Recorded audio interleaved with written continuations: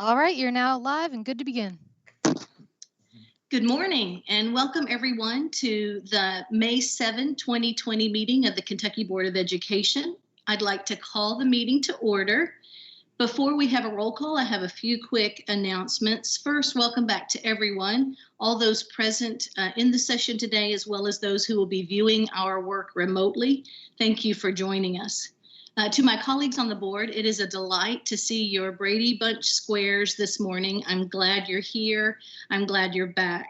I also wanted to mention special thanks to Senator David Karam for his second stint on the Kentucky Board of Education. I miss him already. I know we all do. And I just want to offer a special thank you to David, if by chance he's listening to us this morning, for the service. When we needed him the most, he stepped up and he was here to support our work. So thank you, and we will miss you. I also heard happy birthday wishes in order for Lee Todd, and you might not know, but over the last week or so for our own interim commissioner, Kevin Brown. So a lot of things happening there. Most importantly this week, though, it's Teacher Appreciation Week, and this is our chance as a board just for a moment to pause and think about the amazing work that Kentucky public educators have been engaged in over the last couple of months. Everybody says unprecedented about everything, but it truly has been a season that we will never forget. And our teachers have been remarkably resilient. They, as always, they are selfless, they're focused on their students. And I think families across this Commonwealth and certainly across the nation appreciate you more than they've ever perhaps expressed in the past. And so I just want to share on behalf of my colleagues on the Kentucky Board of Education, thank you. Teacher Appreciation Week is a small token of our appreciation for the amazing work that you do. And we hope that you finish this year strong, strange but strong, and we thank you for all the work that you're doing. I also want to shout out to the staff of the Kentucky Department of Education Office of Ed Tech, and especially our dear Joette Fields for assisting members with their technology needs this morning. We know these aren't smooth or perfect meetings, but we do feel like we're able to get the job done thanks to the support that we get from Andy and Megan and the entire team, and certainly from our direct assistance from Joette. We appreciate you so much. I also have just a couple of brief announcements about conducting the virtual meetings as a reminder to our members, our participants, and those who are in our audience. The meeting still must comply with the requirements of the Open Meeting Act. Accordingly, the Kentucky Board of Education members must ensure, please, that your video is streaming and you can be seen throughout the duration of the meeting. Members, please mute your microphones when not talking. However, all discussions must be broadcast to the public. Therefore, be sure your microphone is not on mute when you speak. Tough habit to get into, but I think we're all getting used to it, right? Every time you speak during the meeting, please unmute your mic, state your name, and take a short pause. This will give the software time to recognize you. And we love Joanne Adams because she models the way for us as the first member of the alphabet on the roll call. Thank you, Joanne. And for any items that require a vote, a roll call vote will be necessary in this setting to record the vote of each member. At that time, the member should state his or her name, pause, and then state, "I vote," and then your response. Lastly, members, if you would silence or turn off other electronic devices that may cause disruption to your sound feed. I think I've covered those housekeeping details. It is a pleasure to see you this morning and excited to get this business underway. So I'll turn it over to Jennifer and ask her for this morning's roll call, please. Absolutely. Good morning, everyone. Joanne Adams. Joanne Adams. I am present. See, excellent. Thank you. Claire Batt. Claire Batt. I am present. Holly Bloodworth. Holly Bloodworth. I am present. Mike Bowling. Mike Bowling, I'm present. Alvis Johnson.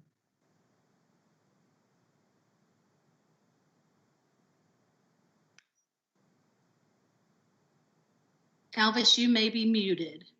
Let's see. Yeah, Alvis Johnson, I am present. perfect. Perfect. Patrice McCrary. Patrice McCrary. I am present. Good morning. Cody Polly Johnson. Cody Polly Johnson. Good morning. I'm present. Sharon Porter Robinson. Sharon Porter Robinson, I am present. Lee Todd. Lee Todd, I am present. And Lou Young. Good morning. This is Lou Young, and I am present. Excellent. Chair, you have a quorum. Excellent. Thank you again for being here. The first item on our agenda is an overview of the commissioner search from our partners from Greenwood, Asher and Associates.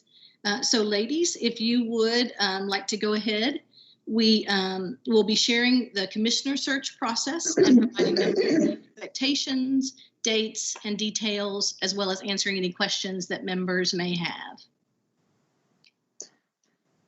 Good morning, Chair Young.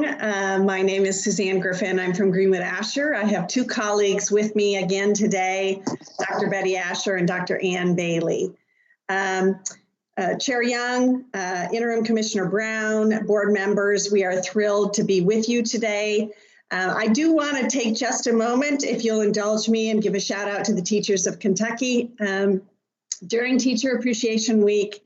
And also to the administrators and support staff who are really embracing the opportunities and facing the challenges with both positivity and professionalism during this really unprecedented time in education. We have to also acknowledge the families and students who continue to prioritize a new kind of learning with both commitment and creativity. And then also for all of us who are connected to education, who are experiencing in a really new way what learning feels like on a day-to-day basis. So when I think about my experience in education and how different it is today from that, and how as we move forward, we're going to need leaders who are truly visionary and creative and bold. This is your search for a commissioner is really very timely. I'm just going to talk you through briefly what we hope to accomplish today, and then just ask you what else would need to happen at this meeting for you to feel as though it was a real success. We are going to provide you with an update on the work that we've done so far so that you're aware of what has been done on your behalf already. We will go through the search process and review each of the meetings that we'll be holding with the board and what we hope to accomplish at those meetings. We'll also spend a little bit of time talking about how you can help us and how people who might be watching can help us identify people who they think would be a strong match for this position, and how they can let us know who those individuals are and nominate them potentially for the position. And then we'll gather any additional thoughts you may have after you have had a little time to think about what you may be looking for in a commissioner. If we were to accomplish all that today, what else would need to happen at this meeting for you all to feel it was a success? Anything in addition? I would invite the board members, if anyone has any feedback for Suzanne this morning, just unmute and share that with her if you want to guide any additional direction for the conversation.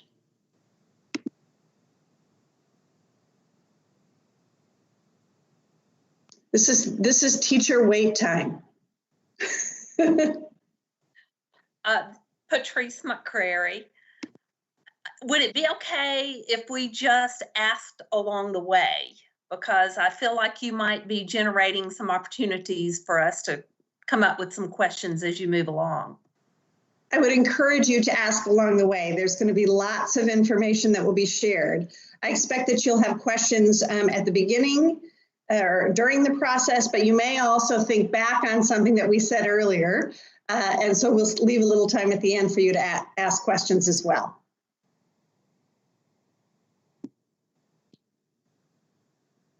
Excellent. I think that's good direction, Suzanne. So jump right in, and thank you, Patrice.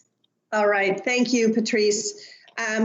Hearing no other questions, we'll move forward and let you ask questions during the process. I'm going to kick this off now to Ann Bailey, Dr. Ann Bailey, and she's going to give you a quick update on what we have done so far. Good morning, everyone. I'm Ann Bailey with Greenwood Asher. So far, we have worked with you to craft an ad and also a position profile document. We have begun posting that ad in both online and print versions at a variety of outlets that you have shared with us. We have also put together a position profile document. This document is about 10 pages long. It is what we call a marketing piece. It gives us an opportunity to showcase your state, to provide information about your organization and also about the position itself. It also includes the characteristics that the board indicated would be important for the next commissioner. And we take that document and we begin to share that throughout the market with prospects and sources and give everyone an opportunity to become familiar with the opportunity. And if you look at the very last page of the document, it will give you some information about how to make a nomination, and in particular about what consists of an application, contact information for Betty, Asher, Suzanne Griffin, and myself is on there. And an application consists of a cover letter where the candidate is going to connect his or her skills to what is asked for, along with a CV, resume document, and then a confidential list of 5 references. And we will review that. If you have a nomination, please feel free to email the name of that individual to Betty, Suzanne, or me. We will be delighted to reach out to that individual. We have spent the last week reaching out to nominations we have received so far, and we'll continue to have calls with those individuals and begin to watch the pool build. Board members, we will give you access about 2 weeks before we get back together to review the pool so that you will have time to review the applications. I will call each of you. We will give you the link. We will give you a unique password, and you will be able to go in and review all of the applications before we get back together as a group. I'll be delighted to answer any questions anyone has about the process so far. Thank you, Anne. And for the board members, just a reminder that you can see all of the documents that Anne just mentioned in the portal under item 3A, if there's any of those that you haven't yet seen or want to see more closely. Questions for Anne? This is Claire Batt. I had a quick question. In looking at the numbers of applicants that you're receiving at this point in the search, do you feel that we're getting a good number and quality applicants? It's still early. And at this point, most of what we have received is what we call ad response applications. The real recruiting is beginning now. And as we move closer to getting back to you in about a month, the pool will build and those individuals that we have recruited will be in there for you. But right now it's primarily ad response. Board Member Betts, one of the things that often happens is people take a little bit of time to look at the marketing materials. They take a little bit of time to talk to their family about the opportunity. They might call us back with some questions that they may have. So we'll often see the pool build a little bit slowly at the beginning and more rapidly towards the period of time where we say we're going to be reviewing applications. That is very typical. Aldous Johnson. I guess my question is, are we going out and you having done this so many times, you have an idea of where the most qualified candidates ought to be.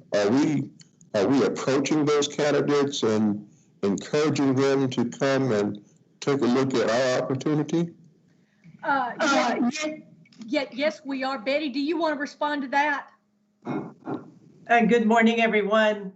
I'm Betty Asher, of course, with the firm. And yes, I am very comfortable that we will have touched base with probably every other commissioner in the country. We will have touched base with every other number 2 person in the commissioner's offices. We are talking with superintendents. We are talking with people from foundations.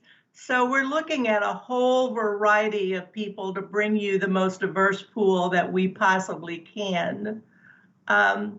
I know there's a question that I will get throughout the day, and that is how many applications can we anticipate? And that's a hard question to answer, but if we rely upon the statistics from our last 2 searches, I think we were in the average kind of range of about 50 or so. I think we had plus 50 for one and under 50 for another one. So it's just really hard to tell until we've had the kind of conversations that we need to have in order to build that candidate pool for you. I would venture to say that we'll probably be making 400 or 500 phone calls and having conversations before we are ready to give you access to the pool. So it's just high volume work that we do, but we're certainly reaching out to a whole variety of people. Thank you for your response. Patrice McCrary here. We are certainly in unusual times right now. And I'm quite certain that you all are trying to work around the obstacle of stepping into a world where all educators, all educational leaders right now, they're neck deep in trying to work through the closing of school for the year and the restarting of school. How are you adjusting to that new challenge? You know, it's been interesting in terms of our outreach broadly. Because so many people are working at home, we have actually been able to reach them easier than we have in some of our previous searches, which has been a little bit of a surprise to us, but it actually has been easier. That's good news. Thank you. Yeah. So this is Sharon Robinson. I just wanted to follow up on that previous question and just ask, are people tending to be interested in new opportunities, or are they pretty much heads down trying to deal with their present responsibilities? It seems that this is a very different time to be offering a new challenge to folks who've shown the ability to step up to challenges. Sharon, it is a combination of both. We certainly are talking with people who are feeling very loyal and very overwhelmed with their work, and they're just not in a position to look at a new opportunity right now.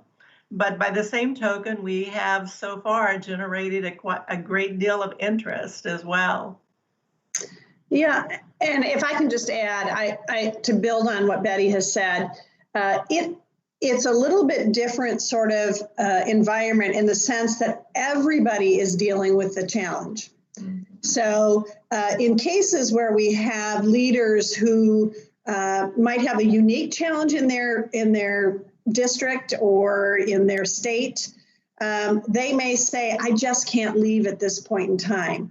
But most of our leaders are going to be stepping into the exact same challenge that they're leaving, in the sense of having to figure out how to deal with the after effects of the pandemic, as well as what may come in the future. So I think it's a little bit different. There is certainly some places where people just feel I can't transition right now, but many of them are saying, this could be our new normal. And so I need to continue to look at opportunities that may present themselves where I can use my skills in a unique way. Mm-hmm. And Sharon, one other point I often make with candidates is, timing is never precisely right when you look at a new opportunity. There's always a new project that you would like to be able to complete. There's a daughter that you have in high school. So they just sort of have to assess all of that and decide whether or not they're going to, take the risk and give you an opportunity to take a look at them. Hi, this is Lou Young, and I really appreciate this line of questioning and just want to remind the board of a conversation that we had at the last meeting, and that was that we are committed to not settling. So as we really track these application data and trust in Betty and Suzanne and the team to know that we in fact have a better than viable, a really good pool of applicants. We have that gracious commitment from Interim Commissioner Brown that he will not leave us high and dry, that he's in for the long haul until we're ready to move forward. And I will just say, as one individual, that gives me great comfort to know that we are not in a position where we will rush to any decision that we cannot support or don't feel good about.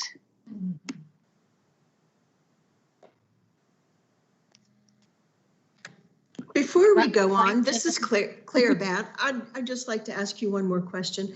And I appreciate what Lou's just said about Commissioner Brown being willing to stand in for us. But I do wonder how, in your marketing of this position, what do you see as being the most attractive feature of coming to Kentucky for many of the people you are approaching?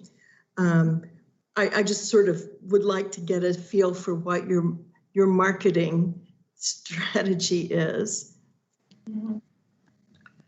Well, I can tell you that many of the people that we've spoken with either have some ties with Kentucky or they have recognized the work that has been done in Kentucky over the years.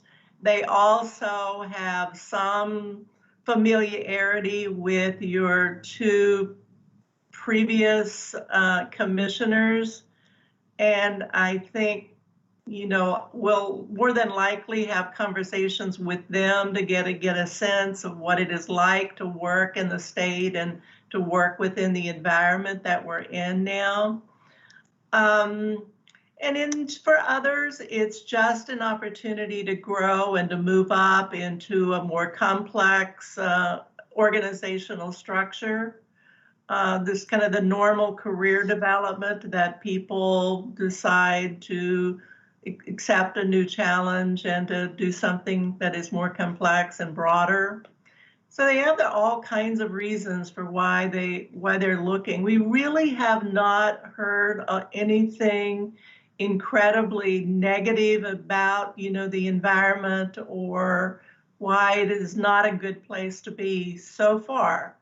Now, again, we've not had 400 conversations yet. So we'll be able to give you a better feel for that, in a couple of weeks. This is Lee Todd. One suggestion is that you might tell candidates when you do talk to them that they should tune in at 5 o'clock to see our present governor do his presentation regarding the situation we find ourselves in. I don't think there's any better advertisement for the change in our leadership at this state than watching his display of intelligence, emotional stability, apathy, and I think it'd be warming to some of the clients to see that we have a governor who really does what he believes in and does it exceptionally well. Mm-hmm. And we've certainly had those conversations with people also, but that is a great idea. We'll learn more about that. Yeah. Mm-hmm.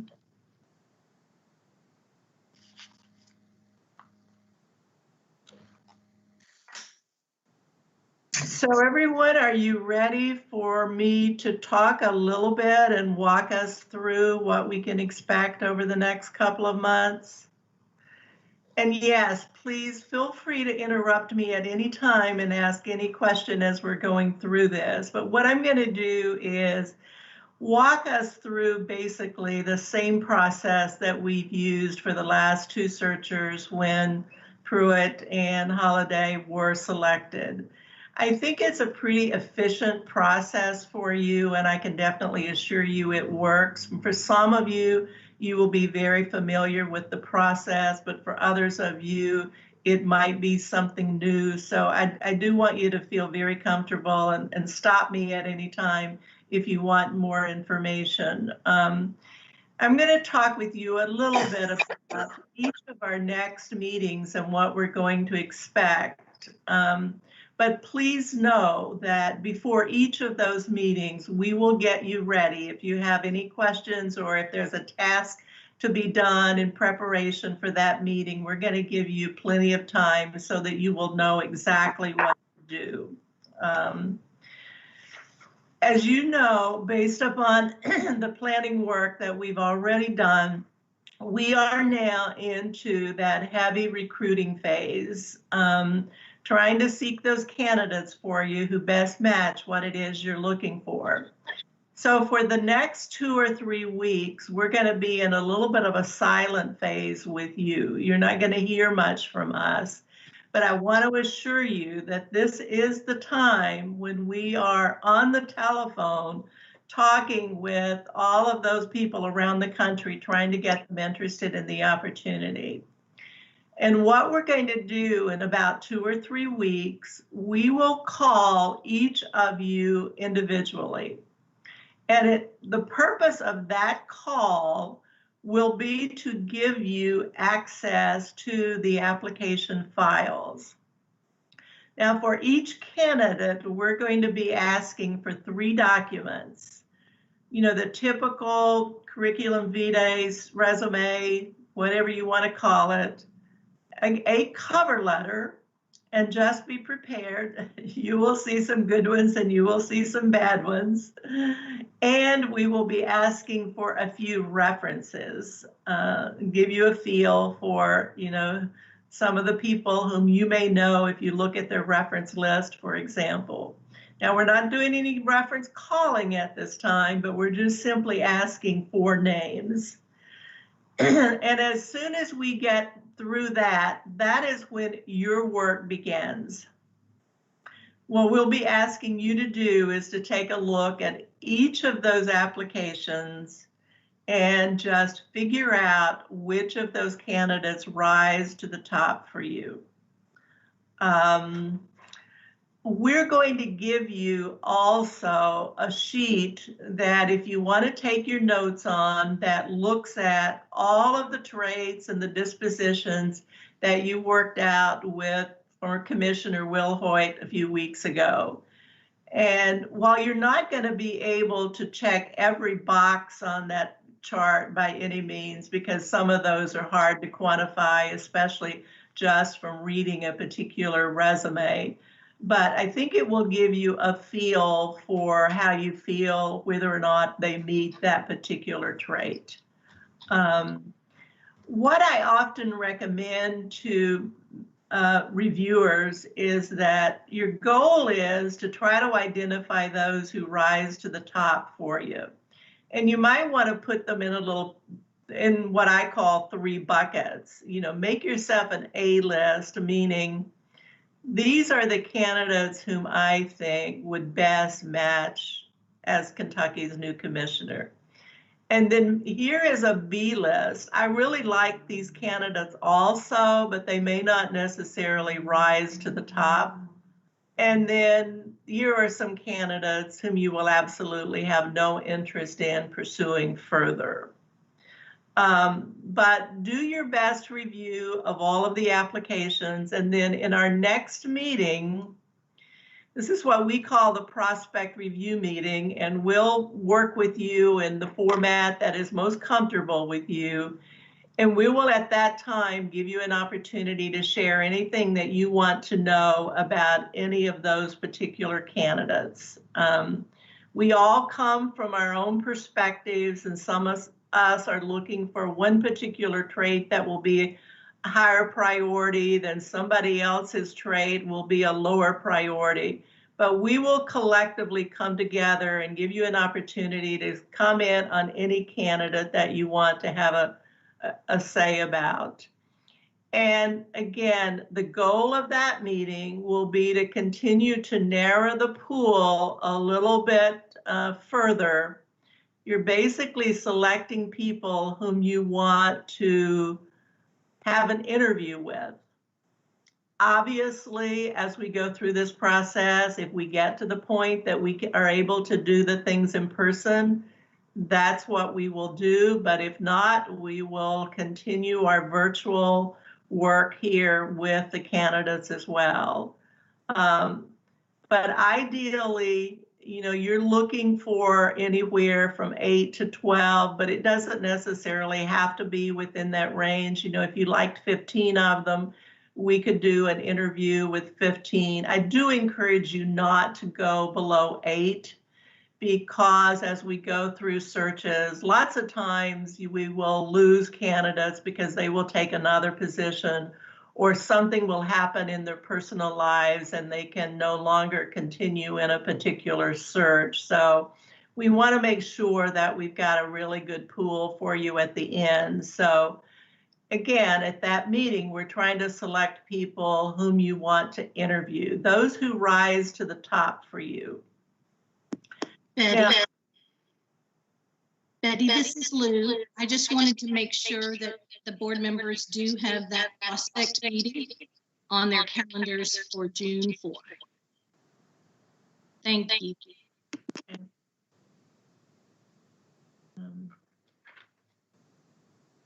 If we do this, we need to do it electronically. We have a way to do some electronic polling for you also.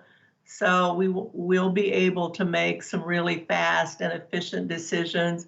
Many of those of you who have been in the classroom, you've used clickers before, and so we'll use the electronic version of clickers in order for us to be able to do polling. And we'll quickly be able to decide upon that 8 or 10 group that will rise to the top for you. Then also notice on that schedule, we have set aside 2 full days to conduct those interviews.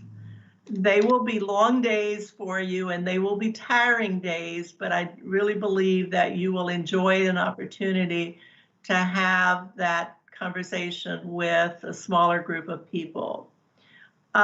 We will work with you at that particular time in order to decide upon what questions you want to pose to them.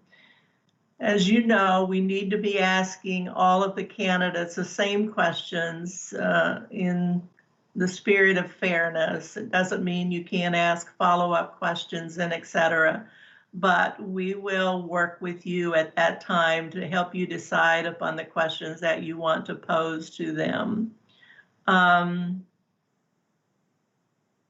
Coming out of those interviews, again, we are continuing to narrow our pool to a smaller group. I will ask you, which of these candidates do you continue to have an interest in? Those are the candidates whom we will move to the whole vetting process. The vetting process is a very important phase of the search. We do what we call 360-degree referencing. By that time, the candidates know that they're a serious candidate. So they give us written permission to make reference calls, and we ask them to revise their list so that we have 3 supervisors, we have 3 peers, and we have 3 direct reports. And we ask for permission to go off their list as well as on their list. So we will be calling, maybe up to 15 people on each of the candidates whom you believe that you continue to have an interest in. Our next meeting, which is on your schedule, is what we call the reference feedback meeting, and that's where we're going to share with you everything that we have learned about the candidates. Now, this is a really important meeting because it is the meeting then where you really are going to decide upon the candidates whom you are going to bring forward in a quasi-public setting and, maybe take them out to the restaurant for dinner, have an opportunity to invite their partners with them. And before you do your final interview with those 3 or 4 candidates or 2, however many you select, you will have an opportunity to get to know them in an informal kind of setting, as well as a more formal setting the next day. We'll generally kind of break you up, into a really small group of people so you can have an intimate conversation over the dinner table. So I think seeing them with their partners in a social setting will be really important to you as well. And then you will do your final interviews and make your decisions. So that is really the process. Now let me stop there and let me see which of these phases that you might have particular questions about.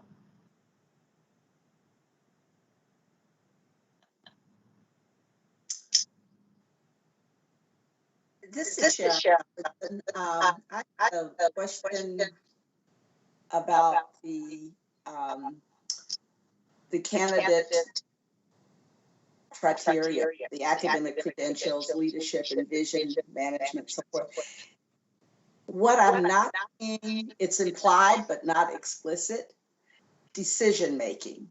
And I think that our recent experience with leadership and decision making, hearing from all perspectives, but also what are the primary principles of decision making? What are the load bearing beams in the decision making process used by the candidate? That would be of interest to me.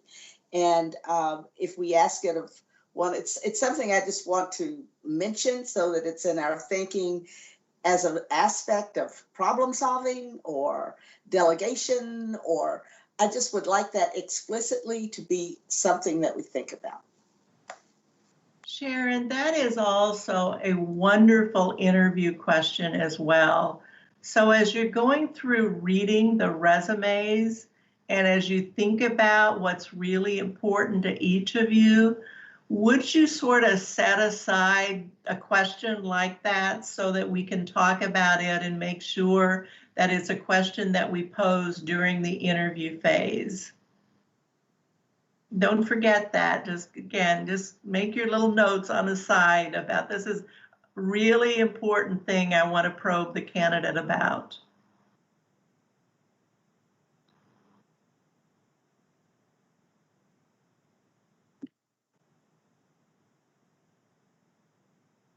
Excellent, thank you. Any other questions before Betty moves on?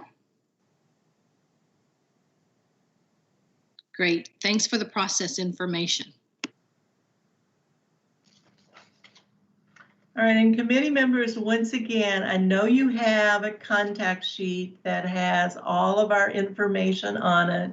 I want to encourage you to feel free to call or write to any of the three. We're your team.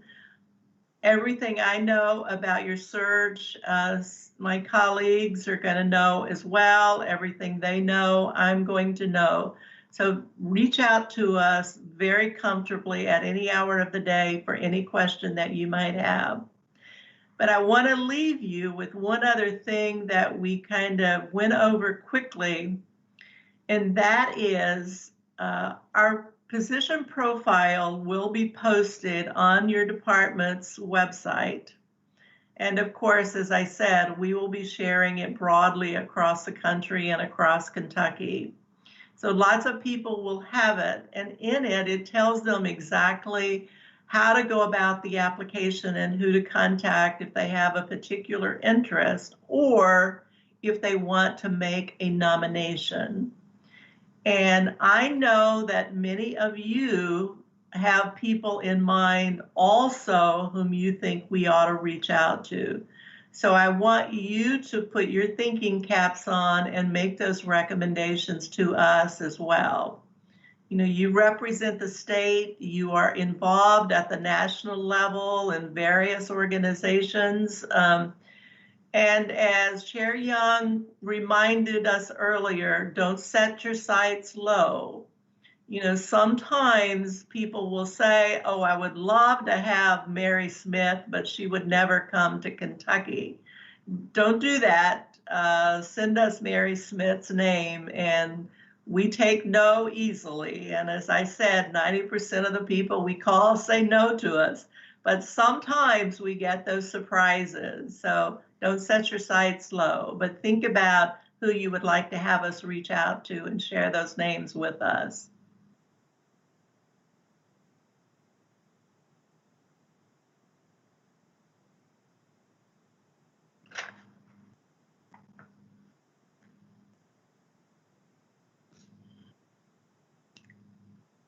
Any other questions at all that I can answer for you?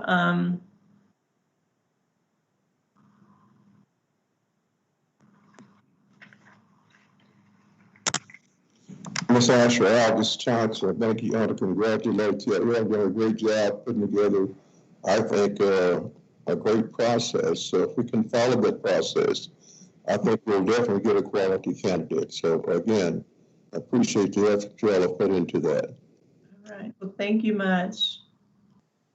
We're going to do our very best here to find you the best possible commissioner.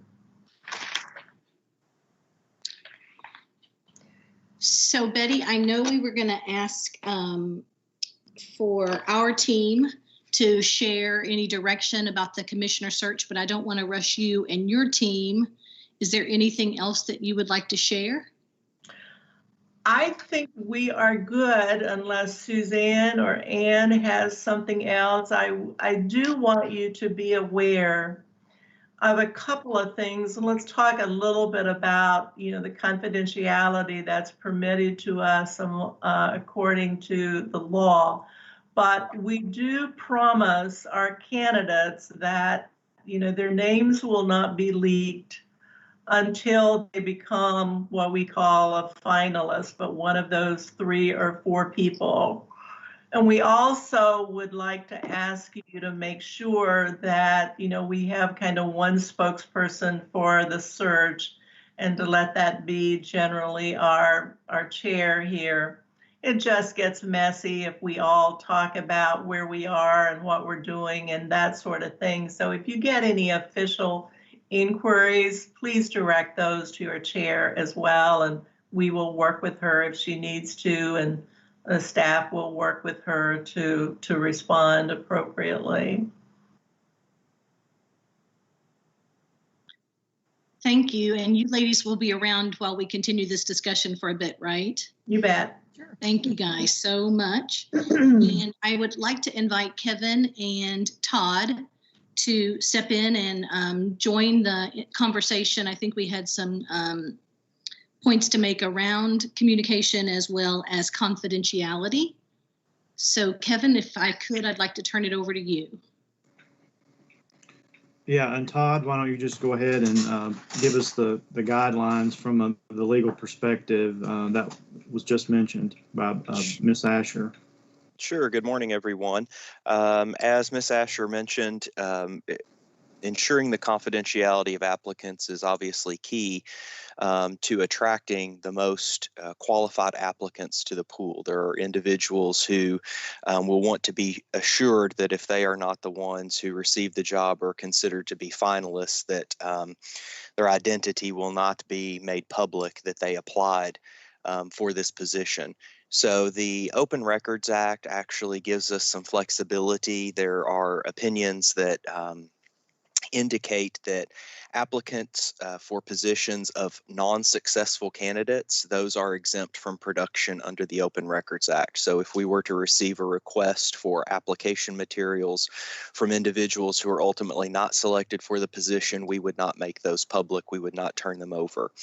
Your board policies provide that the board chair is the spokesperson on behalf of the board. So we would encourage you that if you were to be contacted by anyone, whether it is the media or anyone else, that you just refer those matters to Dr. Young as the board chair, and she can work with our communications staff, Tony Constatman and her staff, to respond to any inquiries that we receive. We do that, again, in the interest of protecting the confidentiality of applicants who ultimately are not selected, and that level of confidentiality that Betty and her team are able to assure those applicants allows them to attract more individuals to the pool. And in addition, Tony, if you're on, we're going to also do a press release through the department, of course, using the team we have here, just to dovetail in with what Greenwood Asher is doing in the various publications, and just to utilize all of the communication networks and organizations, and all the leadership here in the state has the same information at the same time. So we're probably going to oversaturate using both the efforts of the search firm as well as our communications team, just to make sure we get all that information out. Yes, I'm sorry. I was having an issue connecting there. I apologize. Yes, we will be issuing a press release today, and we will continue to update the public and continue to work with Dr. Young on all of the communication as it relates to the search process.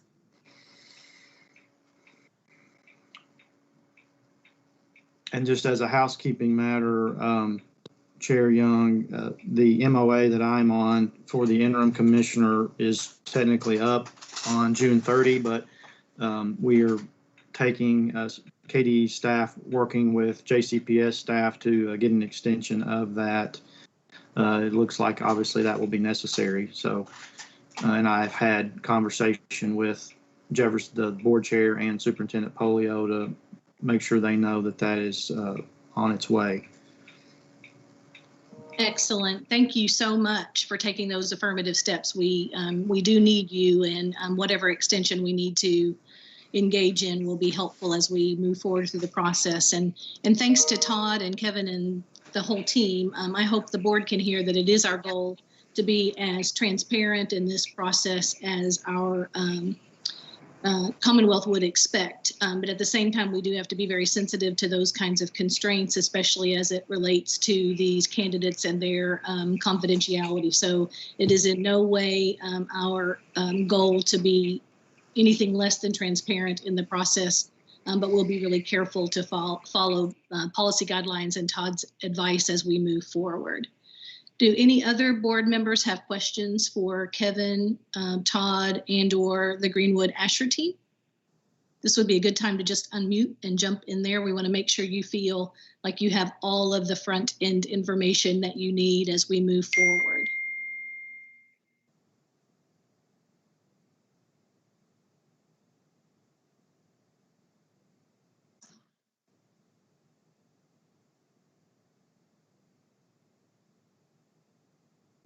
All right. Hearing none. All right. Thank you so much to the board, to our partners from Greenwood Asher, and to our team in Commissioner Brown's office for the information. And thanks to the board members for the commitment that you're making to of your personal time and expertise as we make this extremely important decision. And I did hear from Jennifer that Joette will be putting all of these dates on our KBE Outlook calendars so that you'll have all of this information ready. And I think that's everything we wanted to handle here.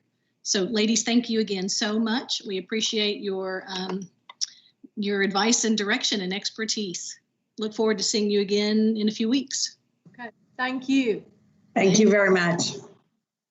All right, the next item on our agenda, I'd like to turn over to Commissioner Brown, regards waivers of regulatory requirements in response to the COVID-19 emergency and lots of other information.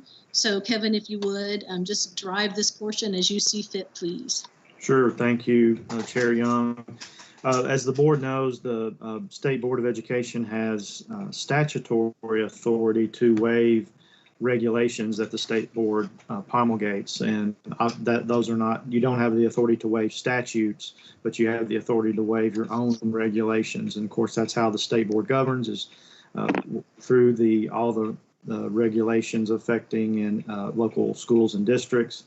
And because of the COVID-19 emergency, there are various things that have come up in our conversations with school districts on our various advisory calls and through the task force, and just in day-to-day interaction with school districts that are somewhat our barriers and to the proceeding through the school year, just because of the nature of the emergency. So you've already had several waivers you passed at the April meeting. We wanted to go ahead and get these waivers in front of you in this meeting and not wait till June. I'll turn it over to Todd and Dr. Foster and Dr. Ellis, I believe, to discuss the need for these waivers. Yes, good morning. So we have two waivers that are before you, and there should be, I believe, two separate staff notes on your portal for you to review. We'll take the first one, which is related to minimum high school graduation requirements. Dr. Ellis and other leaders at KDE have had frequent communication with school districts on graduation requirements in light of COVID-19. And most school districts are able to meet the state minimum high school graduation requirements that are set forth. However, we did receive two waivers from Fayette and Jefferson counties requesting a little bit of relief from the minimum high school graduation requirements. And in essence, what they are requesting is that the state board waive the requirements for electives for a very limited population of students. Those are students who are, yes. Just to clarify, was that Fayette and Jessamine? Fayette and Jessamine, yes. Okay, thank you. Yeah.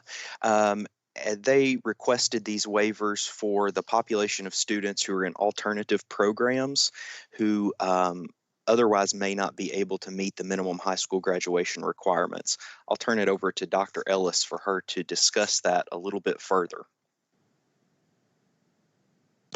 Good morning. So just as Todd spoke, and you all know, we had the conversation with all of our school districts and advisories and superintendents, just encouraging them to look at their local requirements, and then also if it was necessary for certain populations of students to not be able to fulfill the electives due to connectivity or accessibility. That is what we ask. And we did, as Todd mentioned, only had two requests, and that is for a very specific population of students.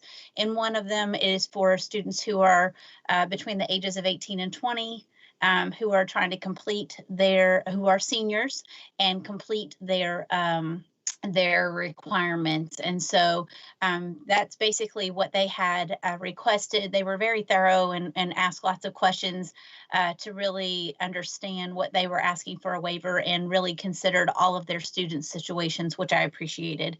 But both were caused from the superintendent webcast that Kevin and all of our team host pretty much almost every week, and as well as from the Principal Advisory Council. That's where the questions stem from, but only the two were actually submitted. And Dr. Young, you will see in the Commissioner's recommendation section of the staff note, the waiver that is recommended by the Commissioner. It's very limited. We're recommending waiver of Section 3.4H in your regulation for minimum high school graduation requirements, and that's the section that sets forth what we call the elective requirements, and that is only for 12th grade students who are 12th graders as of March 6, 2020, and enrolled in a credit recovery or another alternative credit program. So this is a very limited and narrow waiver.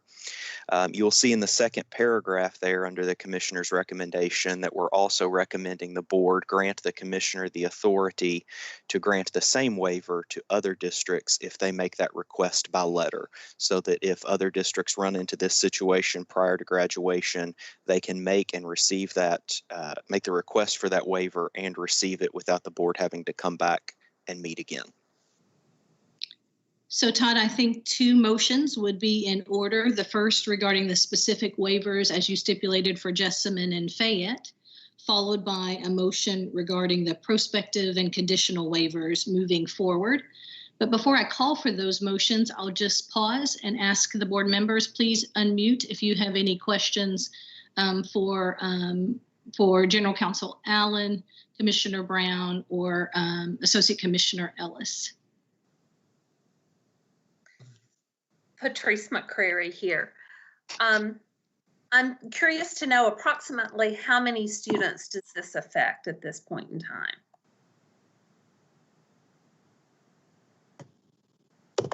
Patrice, I am not exactly sure. I don't have the exact number. I know it was a very small population, and specifically for those who are in the alternative credit programs. And I know that's why they were really looking at each population. And as Todd mentioned, they were already seniors. So this isn't like they were going back to freshmen and sophomores and saying you don't have to do your electives. And they do know that they had to complete the core credits with English language arts, mathematics, science, social studies, visual performing arts, PE, and health. So all those are still fulfilled. It would just be those 7 additional electives. So I'm not exactly sure of the number. Todd, do you have that in front of you? Because I did not pull that for this. I apologize. We can get that to you though.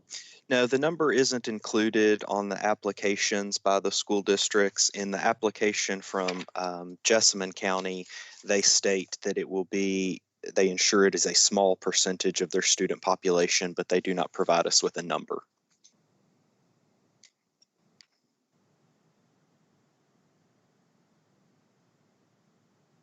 Other questions?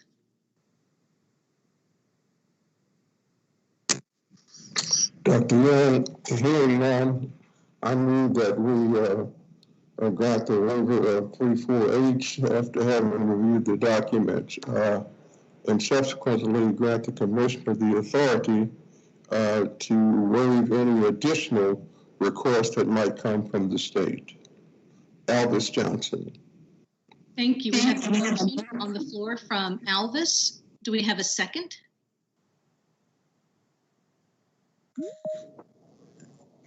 I second it. Mike Bowling. I think I have a second from Lee and a third from Mike. Thank you. Any further discussion before we call for a roll call vote? Thank you. Hearing none. Jennifer, if you would please call the roll.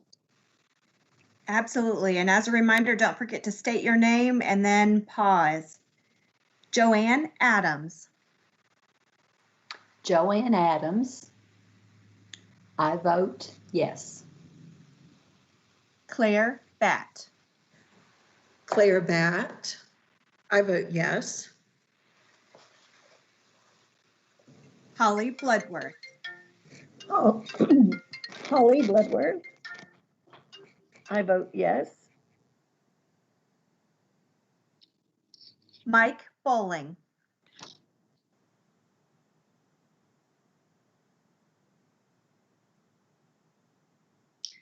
Mike, you may be muted.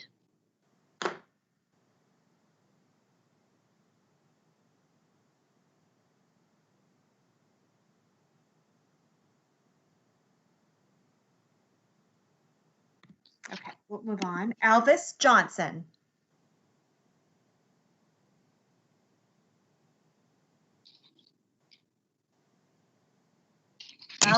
Elvis Johnson. I vote yes. Patrice McCrary. Patrice McCrary. I vote yes. Cody Polly Johnson. Cody Polly Johnson, I vote yes. Sharon Porter Robinson. Sharon Porter Robinson. I vote yes. Lee Todd. Lee Todd, I vote yes.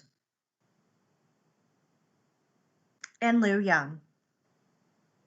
This is Lou Young, and I vote yes. Great. Thank you, Chair. Thank you. And then regarding 704 KAR 7:160, Todd, Kevin. Yes, so this waiver was not requested by a specific school district, but it was identified by program staff as one that may need to be waived given the fact that schools are closed to in-person classes and significant amounts of staff are not reporting physically into school buildings. 704 KAR 7160 is the state board's regulation around the use of physical restraint and seclusion in public schools. And part of that regulation requires a core team of school employees to be trained on an annual basis on how to properly restrain a student who may need that restraint. I will turn it over to Dr. Foster to discuss the requirements more specifically around training and how this was identified for waiver. Good morning. I think Todd did a great job of summing that up. This waiver request is just through June of 2021. And part of the restraint and seclusion training is the face-to-face training where they're actually learning how to restrain a child.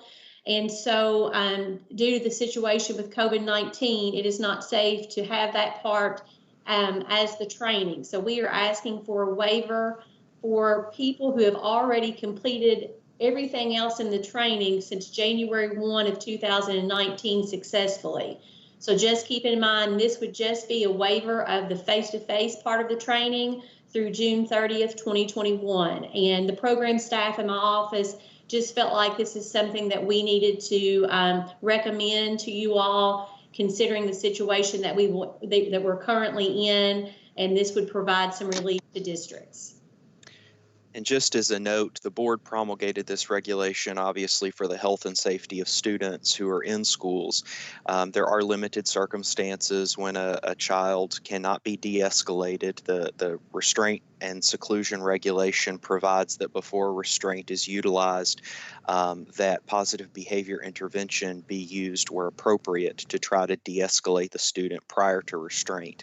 I will also note that the face-to-face training, the hands-on training that Kelly is talking about, is only being recommended for waiver for school staff who have had that in previous years, so that no school staff would be performing a hands-on restraint having not previously had the hands-on face-to-face training in the past. This just waives the requirement for them to be retrained hands-on and face-to-face for this year. Is that correct, Kelly? Yes. Having said that, Elvis Johnson, having said that, no new staff that will be hired, should we be able to go back physically to the school, would be able to perform this restraint. Is that correct? I think you asked if new staff were hired would be able to provide the restraint. So no, if you have not received the training, new staff would not be able, if we go back to school with face-to-face classes at some point for the 2021 school year, new staff would not be able to participate or actually, serve as someone who is able to do the restraint there at the school. They would not be able to do that because they've not received the full training. I would just add that we obviously will continue as we get close to the beginning of next school year. We will we're in constant contact anyway with Department of Public Health and the governor's office. And of course, as we have the healthy at work and we continue on, and we will have a healthy at school plan. There may be situations the public health requirements may ease up a little bit to permit some types of one-on-one training or that type of thing. And so we're going to be monitoring that. And so to the extent that trainings could continue, if social distancing is eased in a work or school environment for staff, then of course we're going to be communicating that to districts so that they can get that training when it's safe to do so. This is Allison Sloan. As a teacher of students with special needs, especially emotional and behavior disorders, I am trained in the restraints and have been for several years. So thinking about the safety of people going through training as we move forward and going back to school, possibly face-to-face school, I think this is something that we'll have to consider in those discussions of how school will look for those students that have previously needed restraints because of harming themselves or others.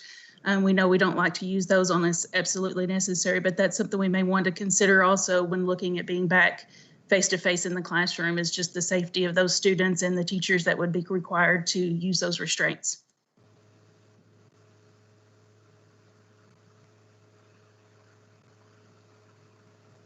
Agreed. Thank you, Allison and Alvis. Are there other questions before I entertain a motion to prospectively and conditionally waive Section 6, subsection 3C of KAR 7:160?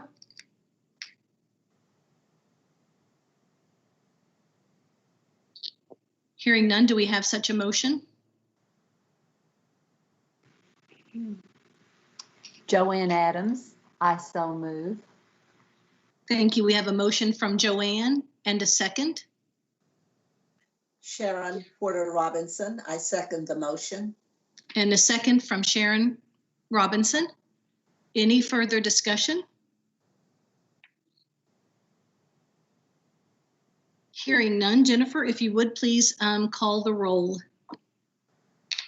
Joanne Adams.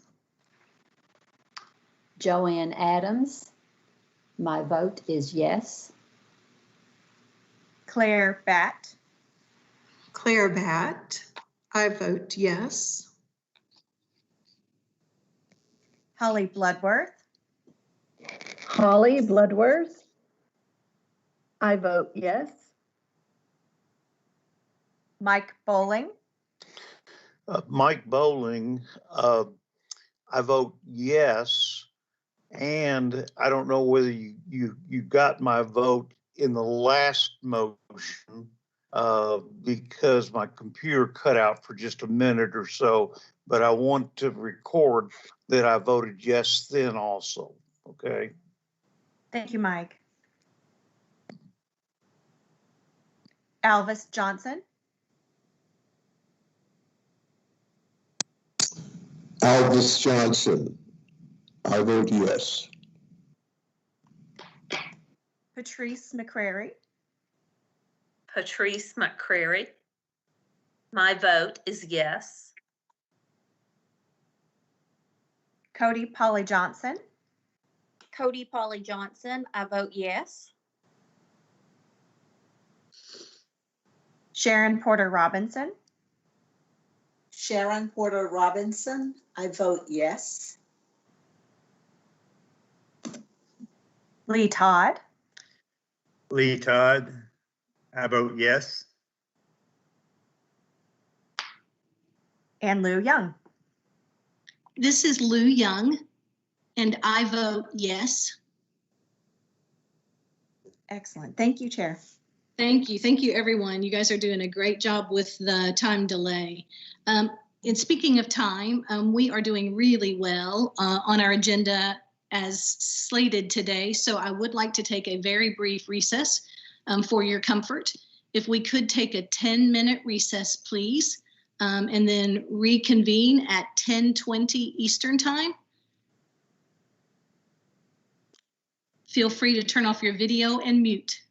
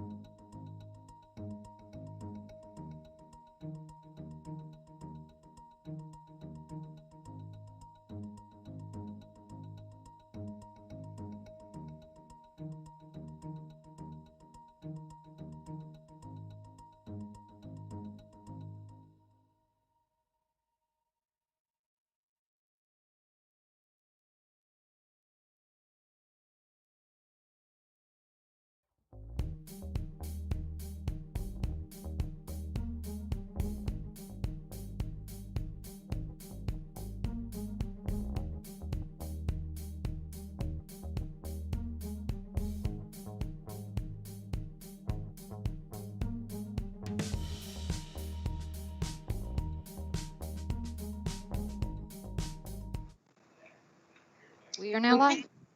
Thank you, Megan. We are returning from recess at 10:20. And at this point, the remainder of our agenda will be led by Commissioner Brown and his team, focusing on response to COVID-19 regarding strategic planning, budget, and any other information that they hope to share. So Commissioner Brown, thank you. Thank you. We wanted to give you a little bit of an update. At this meeting, of course, we'll have more details in the June meeting on similar to what we did in the April meeting, office by office. I think that's important to do again, but in the interest of time, today we thought we just want to give you an update from a project management perspective and also a communications perspective. We are running the COVID-19 operation through project management, which means we have deliverables, which means we have interagency conversations, and it's just obviously the best way to do it from a systems approach. And Karen Todd is our Chief Performance Officer, and she's leading that effort. It's going very well. Before I turn it over to Karen, though, I do want to reiterate something that I've been saying as I'm speaking to various groups. I know the board already knows this, but there was an article in the Wall Street Journal on March 28th that I keep talking about that talks about that many schools and districts around the country have ended the year early, and because remote instruction, and actually the headline in the Wall Street Journal said because remote instruction was too tough. And that should not be lost on us, because Kentucky, and there are other states that are continuing on, but we are not one of the states that we recognize it's tough, but it wasn't too tough for us to tackle through non-traditional instruction. And with knowing that non-traditional instruction is not perfect, and it wasn't designed for this, but I'm really proud of the state and the teachers, the school districts, the boards, the superintendents, to a person, that we have had no complaints when we made this decision, and when the governor made the final decision that we just was not possible to return to in-person classes this school year. Of course, we heard a lot of feedback before that happened, and we needed that type of back and forth. But once that decision was made and that recommendation was made, I have received no complaints from schools and districts, and we know that they are exhausted. And what that means is, in Kentucky, we're going to have the equivalent of a minimum instructional year of 1,062 hours. And yes, there's a little bit of we have some grace built into that, because we're allowing an NTI day to count for 7 hours, as it does in some districts, but not all districts. And of course, we're talking about competency-based instruction in most cases, and it's not a comparison to in-person classes, and so that allowed some districts to shave a few days off their calendar. But the point is, in Kentucky, we decided to continue on with a minimum instructional year using the best platform that we have, and that's NTI. And I think our kids are going to be better for it. And I just wanted to state that again publicly. I've said it to various other groups, and want to make sure the board is aware of that. So having said that, we're now past, we're somewhat, that I consider the getting districts through the NTI phase. We've offered a lot of guidance on graduation and end of year closeout. How do you bring a child to school to clean out their locker, et cetera? And we've been working with public health. That's kind of phase one, and we're pretty much through phase one as far as offering that guidance. Districts are, of course, have not yet concluded their years, or some of them haven't. Jefferson, of course, and I think Fayette will be going through, and some others the end of the last week of May. So they're still in that. But as far as our guidance to the department, we're now on to phase two, and that's what Karen's going to talk about. And phase two being offering guidance and assistance to school districts for the continued provision of summer feeding over the summer, and what that looks like. And then also, how can districts, to the extent that they have the capability, the bandwidth, the personnel, and the resources, can offer enrichment, accelerated learning, and other opportunities for students over the summer. And of course, using summer feeding as a potential way to deliver that. And then, of course, the big issue being how do we restart school in the fall as part of phase two. And you may have heard the governor press conference and reference this. I got a call from the governor and lieutenant governor a few days ago. All the days run together. It was this week. I can remember that. And they have been so great with the communication and giving us heads up about what we need to be thinking about. And so I talked to the superintendents that day. I guess that was on Tuesday on a webcast. And we are advising superintendents that in school districts that you need to be planning for various scenarios in the fall. We know you need to be planning. We don't know exactly what you need to be planning for because the environment we will be in the late summer and fall with the virus is unknown. Of course, there are projections, and you've heard talk.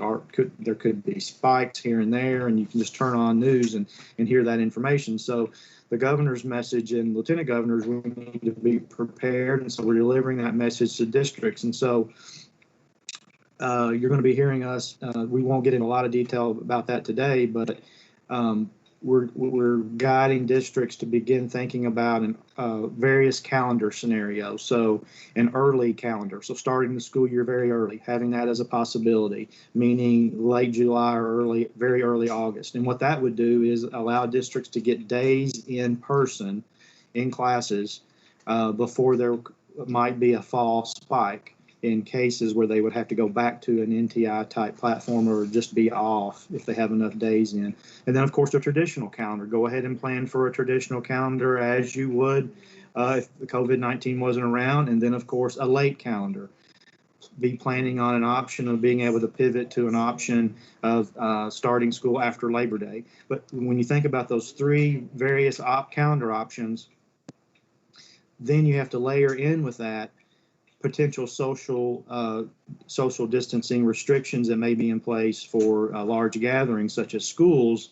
Even if you're allowed to have in-person classes, it is possible. There could be guidance from our local or state public health officials in the governor's office that, and I'm just using this as an example, maybe a student should be seated on every other seat on the bus, for example. And so that would obviously take a 60-passenger bus down to 30. Maybe the recommendation is that if you have 500 kids in a building, you really need, from a public health perspective, to reduce that building load every day by half. So you need 250 per day, which you'd have to turn to alternating schedules. Some students coming in on Monday, Wednesday, some students coming in Tuesday, Thursday, et cetera. And so all of that is going to be layered in that. And we're developing a guidance document for districts on to be thinking about that. So this is not going to be the year where families are going to be able to know what the calendar is now, which they would probably already know that by now, and they would already be planning their fall breaks. This is going to be the year where we all have to be flexible. We have to be nimble, and to be able to have all those options at the ready and to be able to pivot to that. I believe we are ahead of other states in that we do have the NTI platform that we're using, and that's continuing to evolve and get better every day. And we have obviously all of our teaching core working hard and have great experience with that if we have to pivot to that next school year. So that describes phase two, and layered in with all that, we're working at the national level to make sure we are also learning from what other states are doing, in addition to sharing and getting advice from all of our advisories and the task force that we put together on continuation of education. So, for example, we're working with the Council of Chief State School Officers. We have meetings almost, I guess, 2 times a week. We are participating in the Southern Regional Education Board's task force on continuation of education, and they are producing a playbook for schools and districts and states to assist in reopening, and we are heavily involved in that. And so a lot of work is going on. For example, I'm also coordinating with Chief State School Officers from the group of Midwest states that Governor Beshear and his team are coordinating with, because those group of states are in a similar situation to Kentucky and been handling it similarly. And those are, I think, Ohio, Indiana, Illinois, Wisconsin, Minnesota. I had a conference or a call one-on-one with the Minnesota chief Tuesday, I believe. And so all of those efforts are informing what we're advising districts, and the key being we want to get them a guidance document on the calendar on or before May 15th. We did extend the time that districts have to produce their calendar for next year until July 15th. So that gives a full 2 months for them to discuss that with their board. Obviously sounds a lot easier for me saying it right here than it's going to be on the ground for those districts. But that's kind of the timeline that we're working on, and we're going to have a more detailed superintendent webcast on Tuesday talking about the calendar issue. So that brings you up to speed as to kind of where things are on our radar, what we're doing.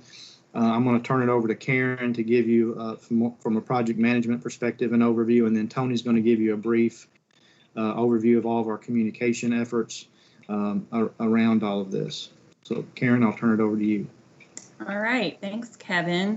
You stepped all over everything I was going to say. But of course, we all need to hear things, 7 times before it really soaks in. So I'm going to be a little repetitive here with just what Kevin had said. As he mentioned, in response to dealing with the crisis, we've put on hold business as usual. And while our state goals are still incredibly important to everyone in education, the current pandemic requires that we utilize every resource to complete the current school year in the best way possible and begin planning for summer learning and feeding activities, as well as providing guidance for reopening the schools in 2021.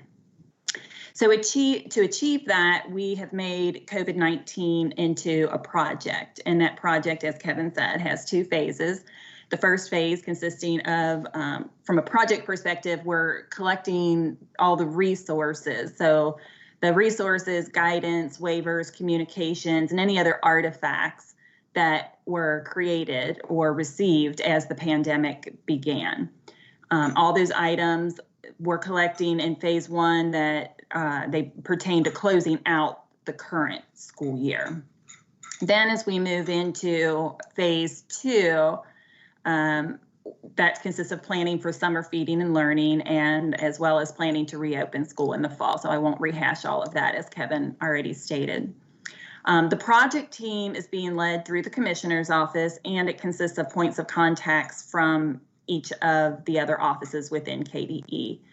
The project leadership team meets weekly, and then the full project team, which includes all of the points of contact, also meet on a weekly basis. So those are 2 separate meetings. And then the project leadership team meets with each point of contact individually throughout the week as well. So a lot of contact there, making sure that all the wheels keep turning.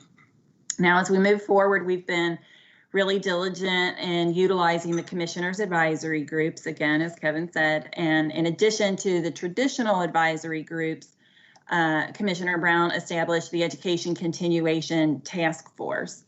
And the way we utilize each of these advisories and the task force is by sharing the guidance and the resources that we develop and then seeking their feedback. And we're very deliberate in our efforts to obtain that feedback. Each agenda consists of the same topics so that all the groups are hearing the same information. And we also include guiding questions for each topic. So while the topics are consistent across the groups, the questions differ with each group so that it's relevant to their perspective. And as we start, we've just started using exit slips. And this is something that Tony came up with the student group. It was working really well for her, so we've implemented that in all of the groups. And the exit slips is just a Google form that restates the guiding questions, and then we post a link to the form toward the end of the meeting so that those who haven't had a chance to speak up, or maybe they just need more time to think about the topic, it gives them an opportunity to share their thoughts at the end of the meeting or even after the meeting is ended.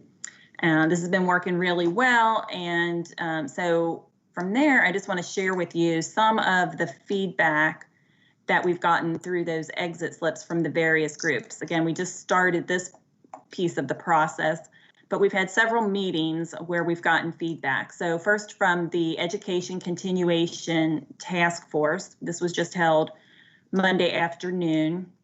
And safety was their number one concern, followed by meeting the academic needs of students.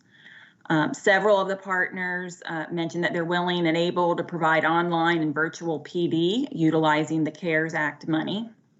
Student learning will be challenged due to fatigue on behalf of teachers and students, as well as families having access to materials.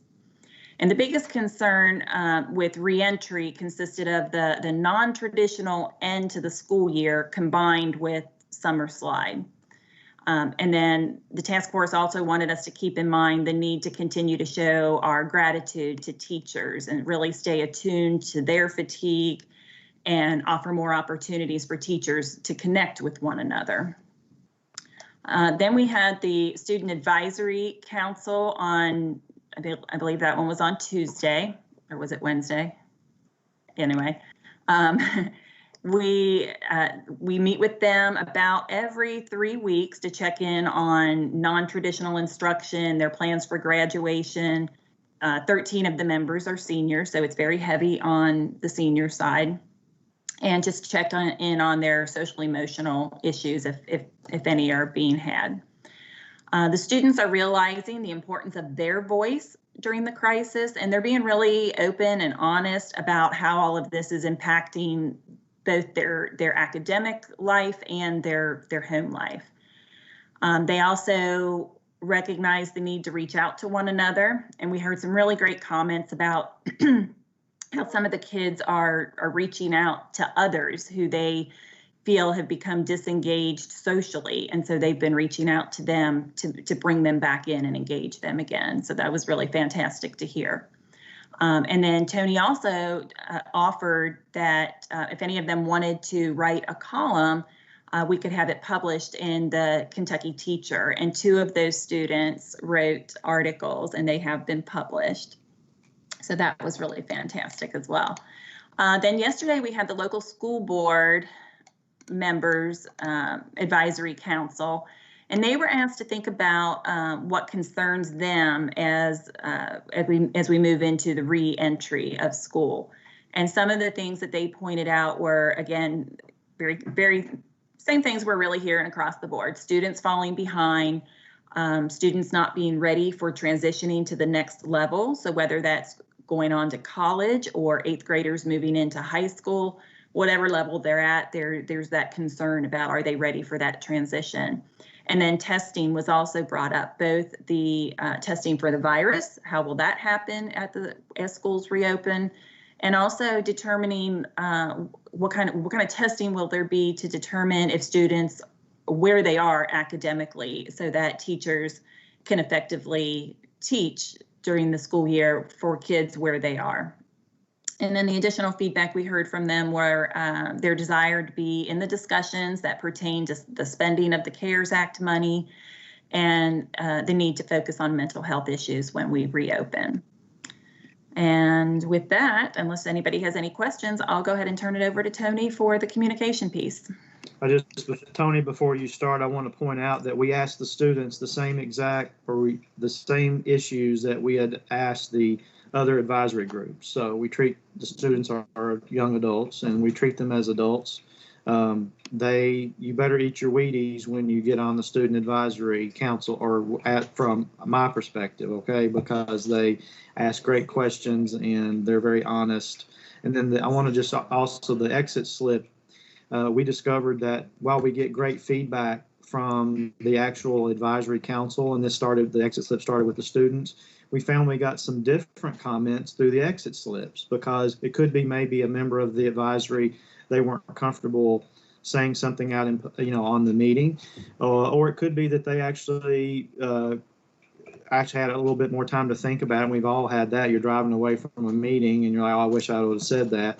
And so the exit slips we're going to use, as Karen said, in all of our advisories now, because we're finding that adds more substance to what we actually heard, and is more complete and accurate, I think, of what the advisory members are thinking. Absolutely. And I'll go ahead and start with there. And I first have to give credit to the exit slips, to the teachers. Obviously, my background was an education reporter for many, many years. And that is how I learned about exit slips, was spending a lot of time in classrooms and learning that exit slips were used to check in with students after an instruction. My husband is a teacher, and learned that oftentimes that's how you capture whether they learned or whether they caught on what they were learning in class. So huge shout out to our teachers for teaching me that that's how an effective way to see how things are going. So with that, I am going to share my screen with you. And again, I'm kind of repeating some of the information that you have already heard, but I wanted to kind of put it in a visual way because, again, I know we have a lot of different learners in a different way. So I'm going to go ahead and share my screen. If you can let me know when you see it.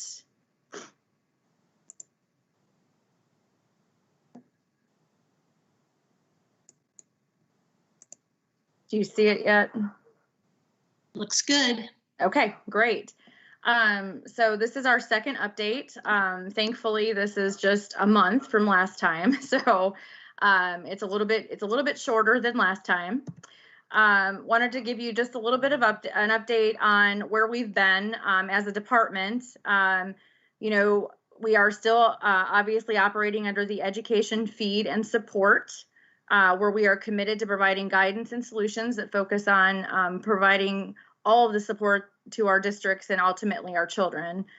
We continue to meet 3 times a week to provide continued support and also hold these weekly webcasts for superintendents on COVID-19 topics and information. And these have been very well received. We typically pick the topics during our KDE leadership team. And a lot of times those meetings, the topics are picked by our superintendents and our districts themselves, usually guided by, school closures or CARES Act money or budget. But we've had as many as 600 to 700 people tune in live, which is just unheard of for webcasts. The other thing I wanted to bring up to you is that our March 2020 feeding numbers, and I want to give a shout out to Robin Kinney's office, in particular Lauren Moore's shop. This includes breakfast, lunches, and suppers. The reason we have to report these a little bit later is because districts have until the 15th of each month to provide an update on meals that they have served the previous month. But during the month of March, we served more than 4.6 million meals to 230,000 children. And as you can see, that's our average daily participation. And so I just included a couple of pictures there. You'll see, I believe it's Henderson County, Jefferson County, and then another district there. Just some pictures from our district employees and families receiving meals during this time. We expect to have the April numbers here within the next week, and we will be sure to share those with you. During this time, we provide a lot of time guideline, and I wanted to give guidance, and we'll provide you a little bit with the timeline of that. Since our last update to KD, we facilitated another call between the superintendents and districts with the governor on April 20th, in which he recommended the cancellation, of course, of in-person classes for the remainder of the 19-20 year. We issued the COVID-19 education continuation plan on the 20th. As Commissioner Brown had mentioned, this was to maximize the COVID-19 the instruction during the pandemic, while also utilizing the NTI to reach the 1062 hours of instruction. And all school districts will have reached those hours of instruction by NTI by the 29th, and Fayette and Jefferson counties will be the last 2 districts to finish.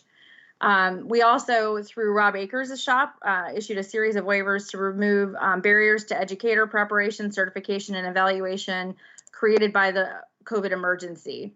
And on this slide, you will kind of see what those were, and there's a link to that as well which these were required or allowed for under Senate Bill 177. We also issued, obviously, press releases and stories about all of these things as well. We also issued some timeline and guidance issues related to the class of 2020 graduation alternatives and end of year procedures. This was done in conjunction with Dr. Ellis's office. My team worked with Dr. Ellis's office for about a week in conjunction with the Department for Public Health and the governor's office to ensure that the options that we are sharing with our schools and districts and that the questions that we were asking and answering were consistent to keep our schools and our students and families and communities safe during this crisis. These documents, which are linked here, were shared with the public and our superintendents. They provide options and offer different questions that our district should answer and consider when making decisions about what kind of alternative graduation ceremonies they can have and consider, as well as letting students back into buildings to retrieve belongings and return school property. The other guidance that we are about to issue here within the next week or two, we're going to be releasing 2 separate guidance documents, and this is going to be also in conjunction with Robin Kinney's office and Dr. Kelly Foster's office, is in regards to the CARES Act. As you can see there, you've already received some of the information on the number of the amount of money that we are going to be receiving, but we are working on guidance documents for our districts on both the GEAR Fund and ESSER Fund, and we expect to issue the GEAR Fund guidance later this week or early next week, and the ESSER guidance will follow about a week later. The GEAR Fund is going to be a little bit shorter, about 8 to 9 pages, and the ESSER guidance is going to be a little bit longer just because it's a significant more amount of money. We are working to make this as reader friendly and as usable friendly for our districts so that they can find information quickly, because we know that this information is going to be very vital as to how they're going to spend this much needed money as it regards to the COVID-19 crisis. The other guidance that we are prepared to issue here soon is going to be related to the start of the 2021 school year. As Commissioner Brown mentioned, we're asking districts to be as flexible as they can to consider plans for the next year. We've advised districts to plan for multiple scenarios that might occur before and after the start of the year, which includes an early start, perhaps as early as late July, a traditional start, and a late start, perhaps after Labor Day. We've advised superintendents they may want to consider asking their local boards of education to approve multiple calendars to allow for the different scenarios. And we've also, as Commissioner Brown mentioned, that the resumption of these classes might come with a number of changes that will have to be made in interest of safety and health of our students and staff members. And our guidance documents will address these changes. And again, we will work with the Department of Health and the Governor's office to focus on what is best for our students and our staff members. And we are currently preparing these guidance documents, which are expected to be released no later than May 11th.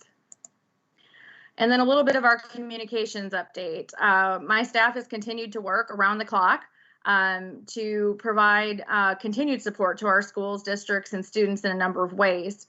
As mentioned, we've hosted 4 more special superintendent's webcasts, all on topics related to COVID-19. Each webcast offers a Q&A, and all of these are broadcasted publicly. We believe this is important, not just for our superintendents to provide opportunities to ask us questions, but also for our families and school staff to hear questions and answers as well, so that we can provide answers so that they can get get direct answers to questions that they might also have. We have published 22 news stories on Kentucky Teacher in the month related to COVID-19 crisis, including a feature story on how teachers from the Kentucky School for the Blind and the Kentucky School for the Deaf personally delivered NTI materials, of course, while social distancing, as you can see here on the right, to families across the state during the week of April 20th. And it was another record-breaking month for Kentucky Teacher. We had almost 160,000 total page views for April.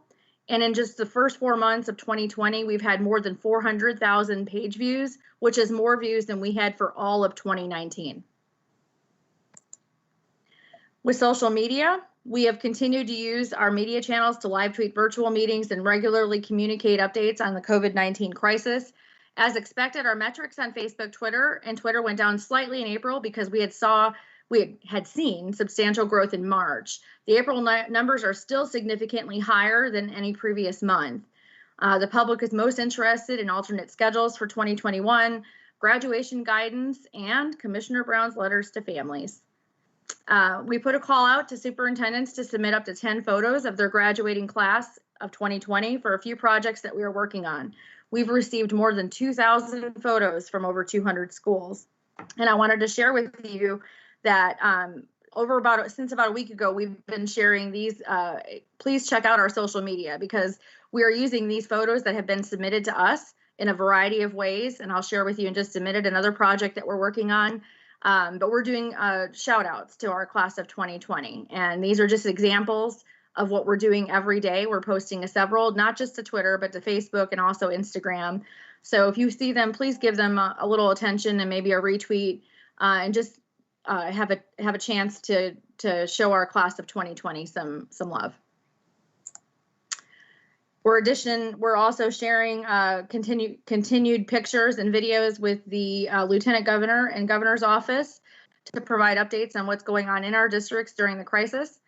We're working with our OET department to share more of Governor Beshear's videos from his press conferences, in which there are messages for children or families on the KDE YouTube channels.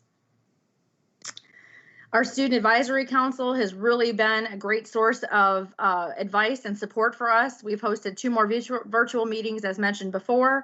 Over here on the left, you will see the one that we hosted on the 14th. And just this week, Lieutenant Governor Coleman popped in and surprised the students, which was a big hit with the students. They did not know she was going to pop in, and they provided a lot of great insight. I think I've mentioned this to you before, but our advisory council is very senior heavy. We have 14 seniors that are going to be graduating from the class of 2020. And right now we are seeking applications, and we have over 89 applications in. So the interest for this council is very high. And I think that speaks to the value of the input that we receive. And very excited to see what comes next for this council, and to see what our class of 2020 graduates from this council will do. Our press releases, we've responded to more than 20 requests from local and national reporters and media outlets over the past month. We've continued to coordinate interviews with KDE staff with local and national media outlets. We've sent out 29 press releases. 14 of those have been related to COVID-19. Also working with the Lieutenant Governor's Office and a few special guests on a special video tribute to the class of 2020 that will tentatively air the week before Memorial Day. We're very excited about this project. I can't share very many details on that, other than to say that I have 4 of my team members right now working on this project, to give you an idea of how the magnitude of it. But it does involve the 2,000 photos that have been submitted to us. And just to tell you how important it is to recognize our class of 2020. It is a priority of my department, and also those of the KDE leadership team and many of our schools and districts as they graduate. And then also just a reference back to our COVID-19 page that was developed last month. We are continuing to see a lot of hits on this page as people are directed to receive all information from KDE, from our official source of information on COVID-19.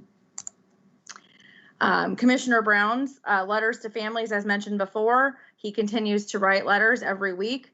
These continue to be very, very popular in terms of hits. People are sharing them, they're commenting on them on both Facebook and on Twitter. And then this is, like I did last month, this is just all the links. This is in case you want to go back and you've missed the story. These are everything just COVID related, 19 related, that we have done since the beginning of the crisis. And there's also, looks like I've locked up a little bit. Oh, there you go. Sorry. There's a links to all the superintendent webcasts. And if you have any questions, you all know how to reach me. So with that, I will, if you have any questions, I can also take them right now. I would say before questions, if I may, quite frankly, I'm not sure how we're doing all this. And it's, I guess, due to adrenaline, and this is not just for communications office, but for there are similar type efforts. The magnitude of what Tony said and all the different things, you can put that on. Every office is doing the same thing in their areas, the same amount of volume on the issues they're responsible for, and it is unbelievable that the staff at KDE, that we are all telecommuting. It has been seamless to a person at the department, and just truly amazing. And this is also personal for Tony because she has a senior, and so she cares about every you can tell every senior in the state, but she also has one of her own. And we want to do this, and the lieutenant governor has been a great partner with the idea that Tony shared. And one thing Tony didn't mention is there's a national effort that we're also participating in through CCSSO. So those pictures that we're getting also are going to a national effort that will be aired in some form or fashion, I think, with some various national celebrities, et cetera. So there will be a lot of ways to honor the seniors. Unfortunately, it won't be as they envisioned. And I would also reiterate a lot of the questions you may be getting in your communities is graduation. That's been obviously a hot topic. And just to summarize, we work really closely with the governor's office, lieutenant governor, secretary's office, and also, of course, public health in providing the 3 graduation options for districts. And of course, the first one is completely virtual in a virtual environment. And then the second one would be the drive up, drive in, drive through graduation option, which is modeled after what houses of worship are utilizing, but they must use the same rules that you've heard Governor Beshear state on the press conferences. And then the third is what we call the Gulfport, Mississippi model. We believe this model originated there in Gulfport, Mississippi, where students are given an appointment time. They show up with a very limited number of family members, perhaps no more than, I think, generally 4. They walk in at an appointed time, say it's 1 o'clock in the afternoon. They walk into the gym. There's a picture. They get a picture, and there's the appropriate staff members and administrators there on stage, very limited, 6 feet apart at least. They get their diploma. There's no one else there in the facility. It's also recorded using video. And then maybe at 1:20, the next student comes in. And so what happens with that in that model is then the video is then spliced together and edited together, and then all the seniors in the community will have a video showing each senior one after the other getting their diploma. Those are the 3 models that are being utilized, and districts have really taken off with these. It's certainly not the same, but I've been really proud of districts. And then before we go to the next thing, I do want to sum up, again, talking about how the districts have really been so flexible and willing to do everything. When we announced to the districts in the last superintendent webcast about the need to be flexible, again, to continue to be even more flexible than they've ever been at the beginning of the next school year, with all of these multiple scenarios that could come into play for opening school or even temporary closing school because of the data and the cases that may or may not be present with COVID-19. I received, and I closed the superintendent webcast by reading this text from a superintendent. And this text is so typical of the responses we're getting from superintendents. And it recognizes the heavy lift, but then you listen to the end of it. And so this is in response after I just said you need to have 3 different scenarios. And then if you have 3 scenarios, you may actually have to do social distancing. And so the superintendent said, this may be doable, but there are 1,000 hypotheticals to plan for. Also, financial impact could be incredible, i.e. multiple bus runs for the same location. We are all in, but this is going to be difficult to keep people motivated, patient, and moving, but we can do it. And that's just, I'm finding that with every district. And that doesn't, I'm not trying to gloss over that we have problems. We're not reaching some kids, and we don't reach kids every day in a traditional environment. And we certainly are not reaching every kid and every family in this challenging environment. We have, obviously, this presents issues with how we've delivered special ed services, et cetera. But the fact that all of these districts are willing to do this, and that's everybody in the district, everybody, all the employees and staff and teachers and the communities. It's been pretty amazing. Yes. Kevin, Oh, go ahead. Thanks, Kevin. I know we still have a competent budget appropriate right now that I would just echo the Herculean effort that you and the KDE team and our districts across Kentucky are engaging in right now. I love the Wayne Gretzky quote that great leaders skate to where the puck is going to be, not where it is. And right now, nobody can quite figure out where the puck is even going to land. But the ubiquitous communication, the creativity, the broad collaboration that you and your team have demonstrated, just the sheer accessibility that we can all text you when we need a little bit of comfort is really remarkable. And so thanks to everybody, including Robin and the team coming up in terms of budget, for all of the work that you're doing and for the real vision that you have for supporting our schools and districts through these times. I would like to make a comment. This is Joanne Adams. I couldn't be prouder to be a Kentucky educator at this point. Our teachers and families have risen up to do what they need to do, like they always do. And the reason, though, that this has gone as seamlessly as it has is because of the leadership. And I know this because I received an email from Terry Price, who is the superintendent of Henry County Schools. And he said, this commissioner, interim, I know, is doing an outstanding job communicating with us. He also has various KDE leadership on the webcast to address issues. I applaud KDE's efforts. They are doing a good job. So well done. We all appreciate you all. It's been an amazing feat that you all have accomplished. Thanks so much. Lovely. Thank you, Joanne. This is Lee Todd. I'd just like to second that and third that. It's kind of like trying to play three-dimensional chess without any rules. You don't know how to win. You just have to invent something at each move, and you all have done it. And what's amazing is the morale, and I give the commissioner a lot of credit for that. Obviously, just to keep going when you just don't know what else is going to be asked of you. I do have a question about what has been done with the students who have had lack of access to the internet, and what percentage of the students do you feel fit in that category? I haven't seen a lot on that, but if this isn't the right time to ask that question, we can wait till later. This is Mike Bowling, and I'm sorry that I'm interrupting. Lee, that was a good question, obviously, but I've got a Pine Mountain Regional Industrial Board meeting in an hour, and I anticipate this would be over by 11, so I'm going to have to excuse myself, okay? Sure. Thank you, Mike. All right. Thank you all. Appreciate you. Okay. Dr. Todd, that's certainly an appropriate question, and the timing is perfect. I neglected to say that we obviously wanted to invite as many questions as necessary, and that's one reason we didn't just have a lot of presentations. We wanted to we knew that there would be questions.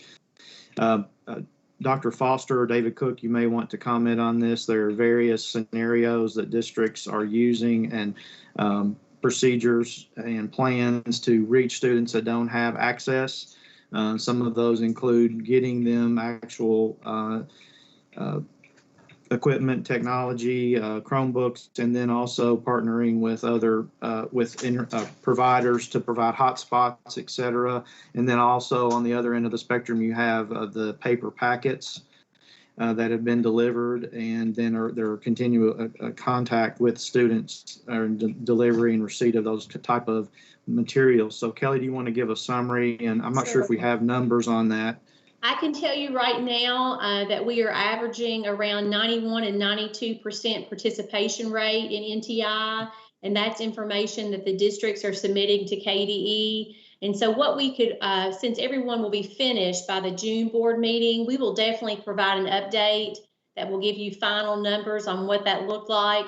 But everything that Kevin is referencing is exactly right. It looks different in different districts.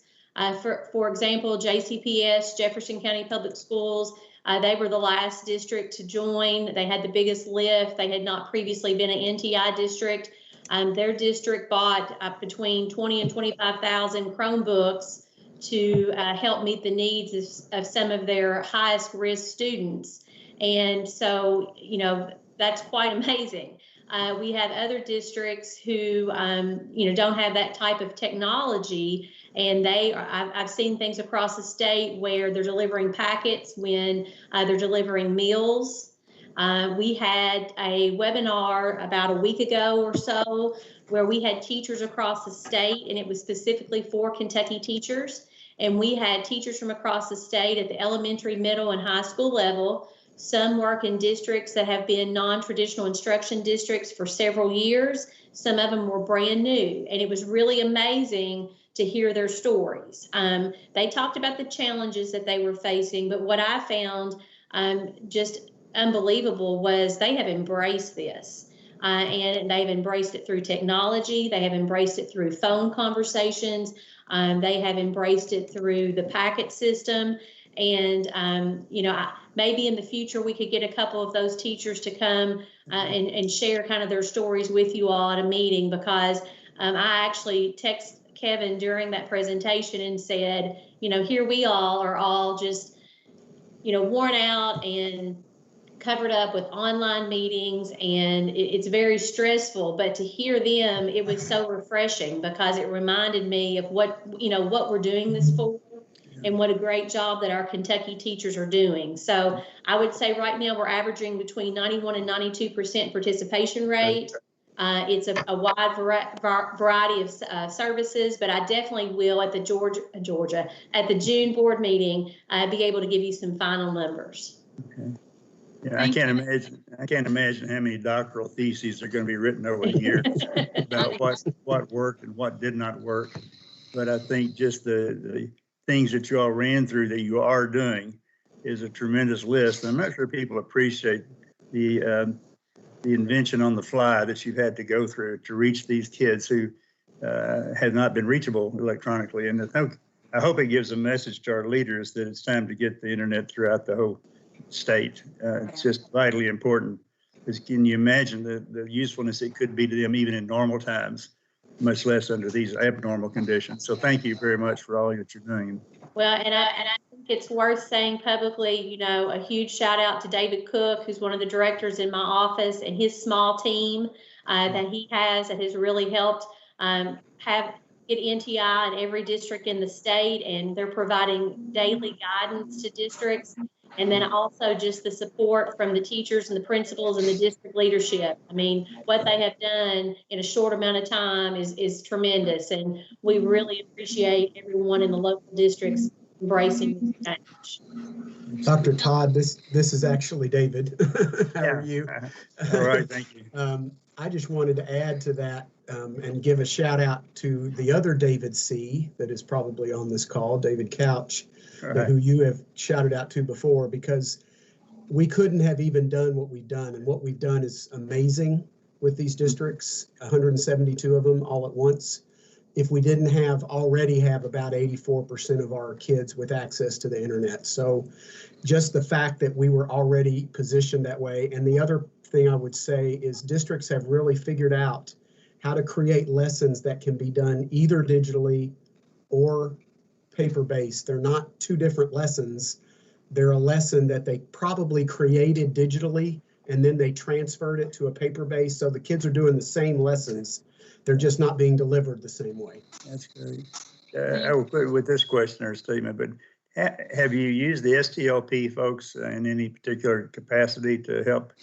But I know they're distributed now, but just kept track of that effort for a long time. Absolutely. What we have now, if you're sure you're aware, is a whole digital learning team under David where those STLP folks sort of reside.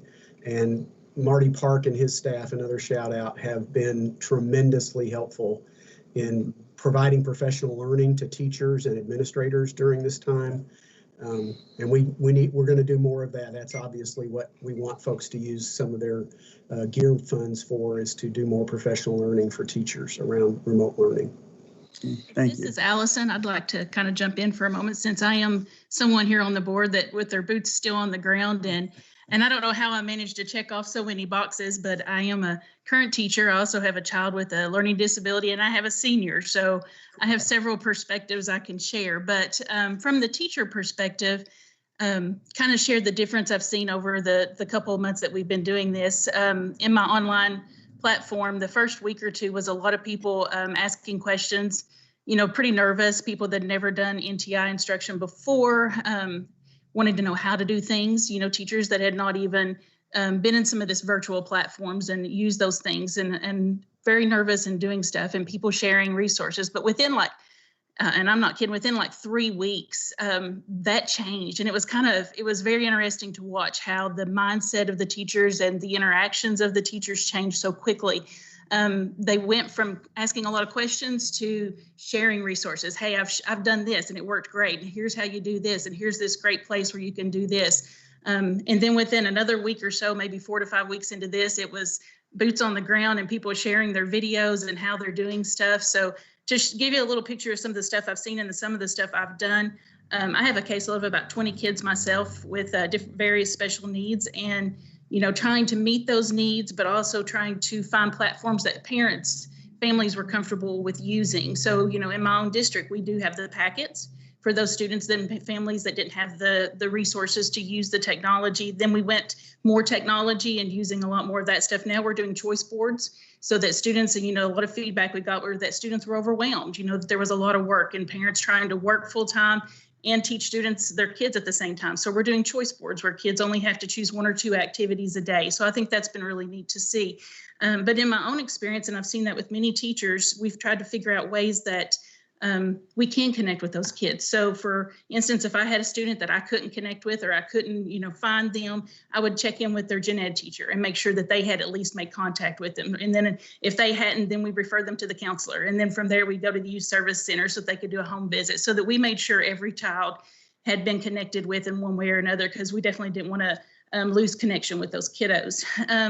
And then from there, the ones that were connected, some of them, and quite frankly, just weren't comfortable with using some of the platforms. They didn't know how to use them. They weren't comfortable in using Zooms and those kind of things. So we had to keep trying to reinvent the wheel. So I have some students who I make phone calls to, FaceTime with, because most all the students have at least a cell phone, or their parents do. So that's one way to connect. And then I do Zoom calls with some students that want to jump on those conference calls and interact that way. And then I still had families that weren't comfortable with those things.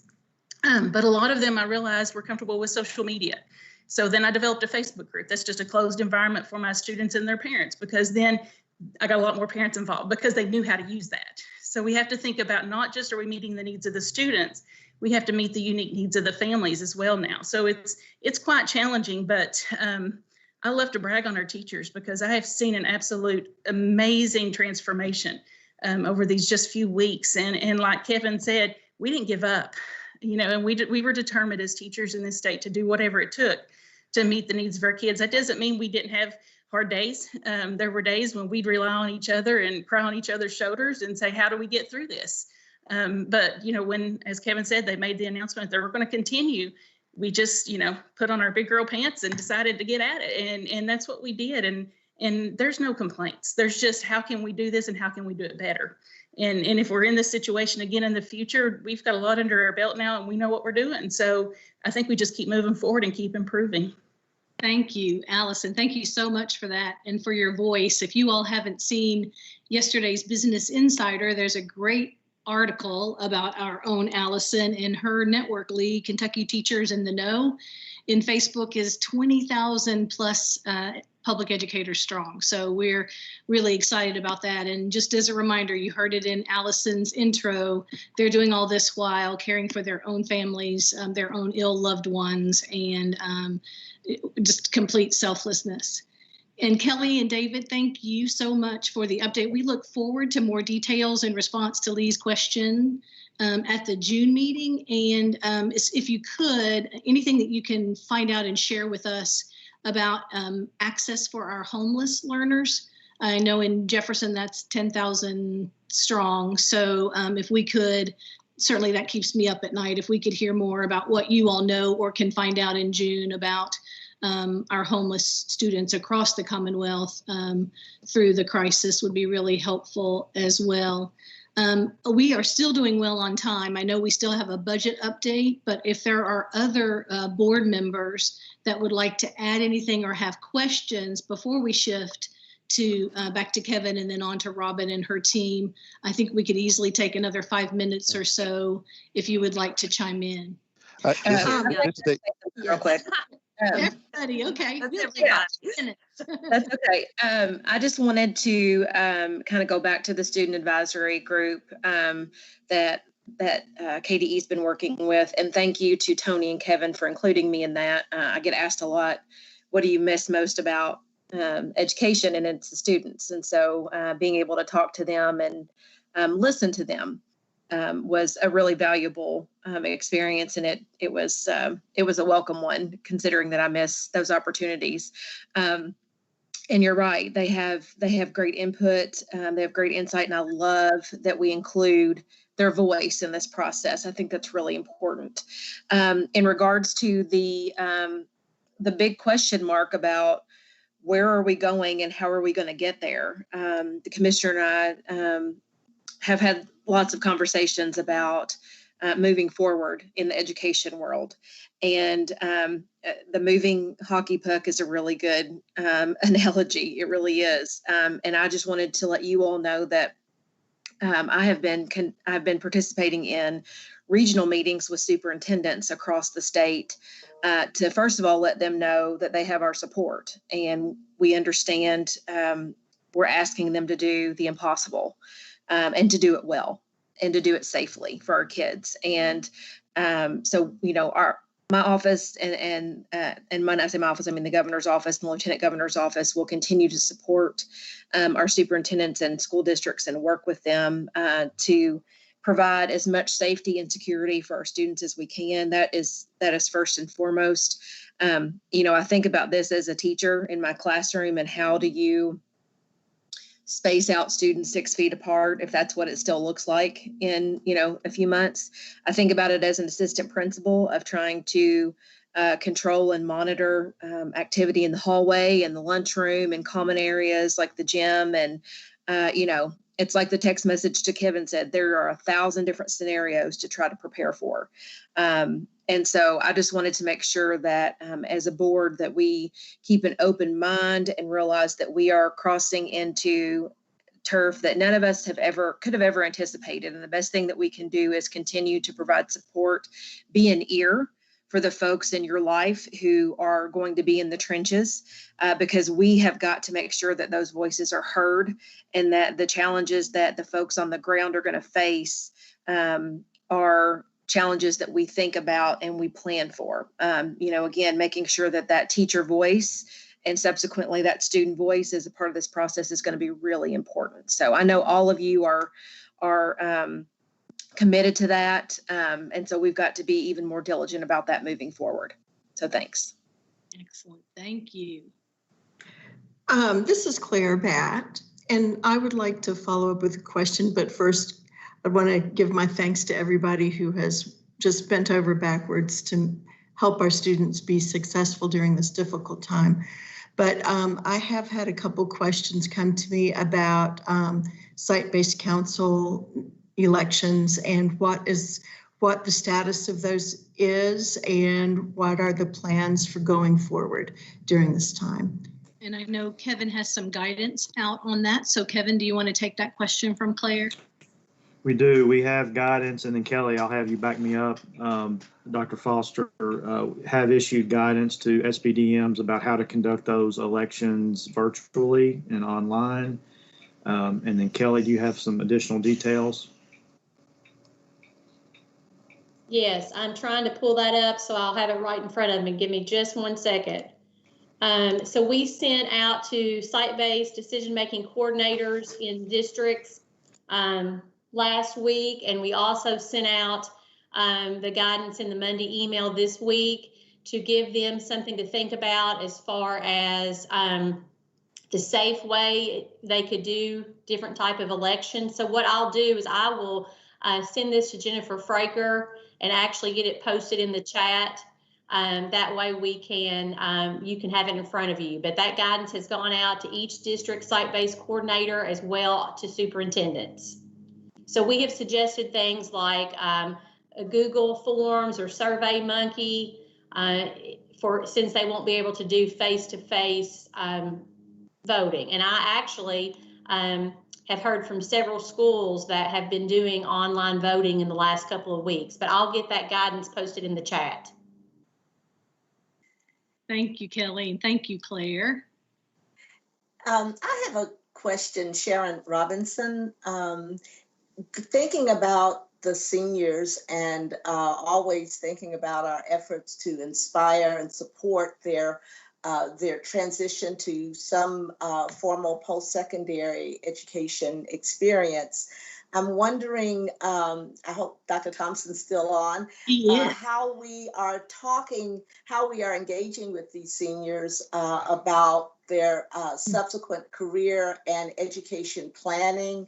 And, while we can't say enough about what we're doing in the here and now and I call it a heroic effort on the part of Kentuckians to see to the educational and nutritional and social emotional well-being of our students, but facing the future is a part of it. And I know that there are plenty of questions there, but probably more questions than answers.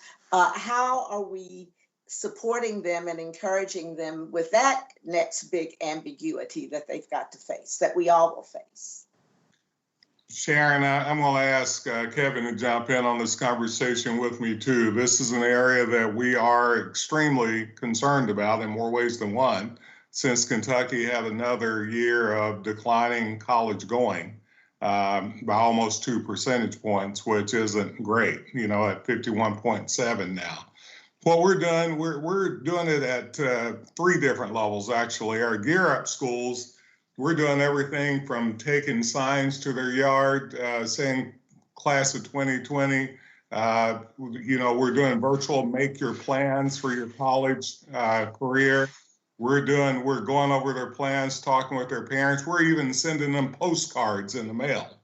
Our post-secondary institutions, as you all know, we are nationally, they're probably thinking there's going to be about a 20% decline in people going to college. We're trying to mitigate that tremendously in Kentucky. So our post-secondary institutions are out purposefully doing some of the similar things our Gear Up community are doing in doing that. What we really know is that students are more anxious to find out whether or not we're going to be open. Yes, we are.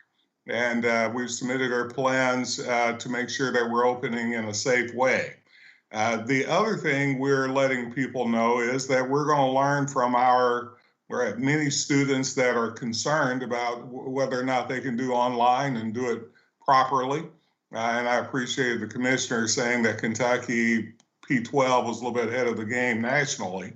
But higher education, our community college system and so on has been ahead of the game nationally. So they're reaching out really within their communities to let people know if they need to even have help to know how to do it, we're doing it. But our 4-year institutions, we're letting people know we are going to be open face-to-face in some form.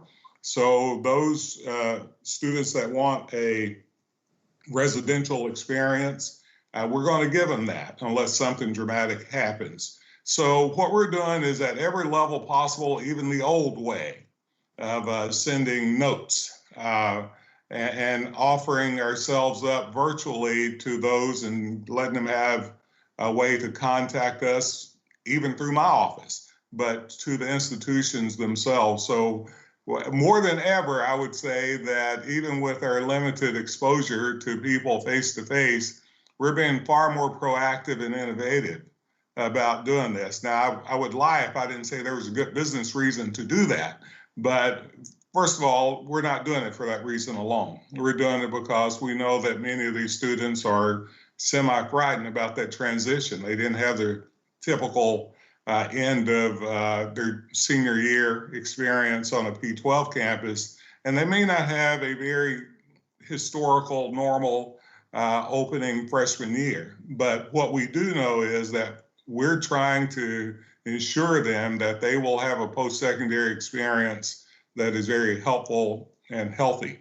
And so I would love if the commissioner would probably jump in on this conversation, because this is truly where it is a partnership that we're going to have to use to make this happen. Thank you, Dr. Thompson. I completely agree. Actually, before we even knew what COVID-19 was, I attended a CPE meeting, and Dr. Thompson gave an overview of his findings from his, I think he did a statewide listening tour in the fall. And one of the things that he flagged and he kept hearing from first year students or students that are in some form of post-secondary was things they wish they had known when they were in high school, meaning, we needed to do a better job in secondary of transition. So what you described is a deficiency we were having even before we got to a pandemic where we're not ending the school year in a normal way. We're not having physical contact with our students. And then you layer on the issue of not having enough guidance counselors in any of our schools, staffing issue and a very high ratio of guidance counselors to number of students makes that problem worse. But I would ask Dr. Ellis to comment on some of the things that we are doing and some guidance we're providing right now related to this. Absolutely. So just to echo the words of Kevin and Aaron, we have actually reached out to CPE for some of the things that the post-secondary institutions are already offering their students, because in our student advisory earlier, I think this week, the students shared that their concern when we asked them about how to provide summer support and how we could prevent barriers or offer supports to families or students, what were we missing? And we went through a litany of things that we wanted to post, and the students said, we're still nervous about going to college. We're still nervous about the transition. And so to your point, absolutely, we said, we hear you. And so we've been working with Dr. Damian Sweeney, who is our comprehensive counseling coordinator, and he has posted several resources and materials online. And we're going to be very intentional on even the resources we provide on how do you prepare for that transition.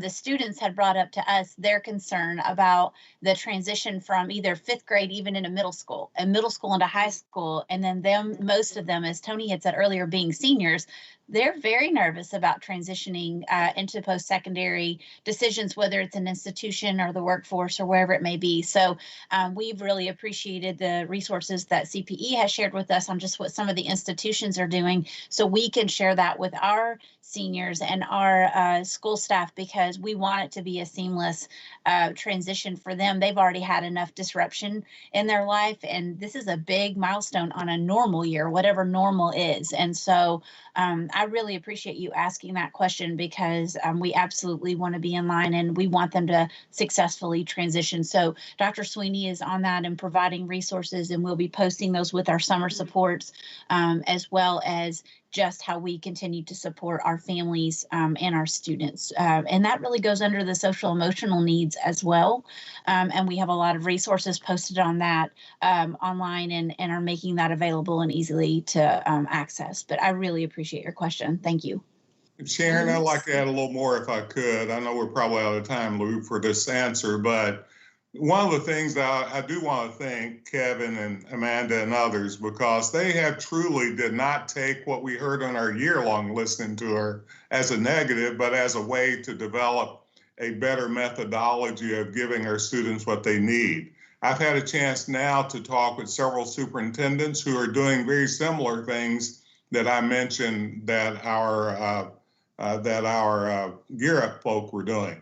The item that I will tell you, and this is not a caution, but this is a call out, I guess, and I call this out with our presidents as we meet weekly, as well as our chief academic officers, that this is a time for us to think about truly what we haven't done well, or maybe not changed over the many years of thinking about recruiting students and making post-secondary a viable option.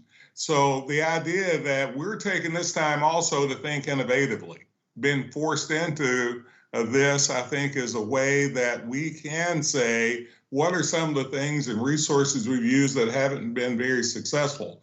So we're also using this as a research experiment to find out if some of the things that we're doing because we have to do now are things that we need to put in our normal circumstances once we get to this new normal.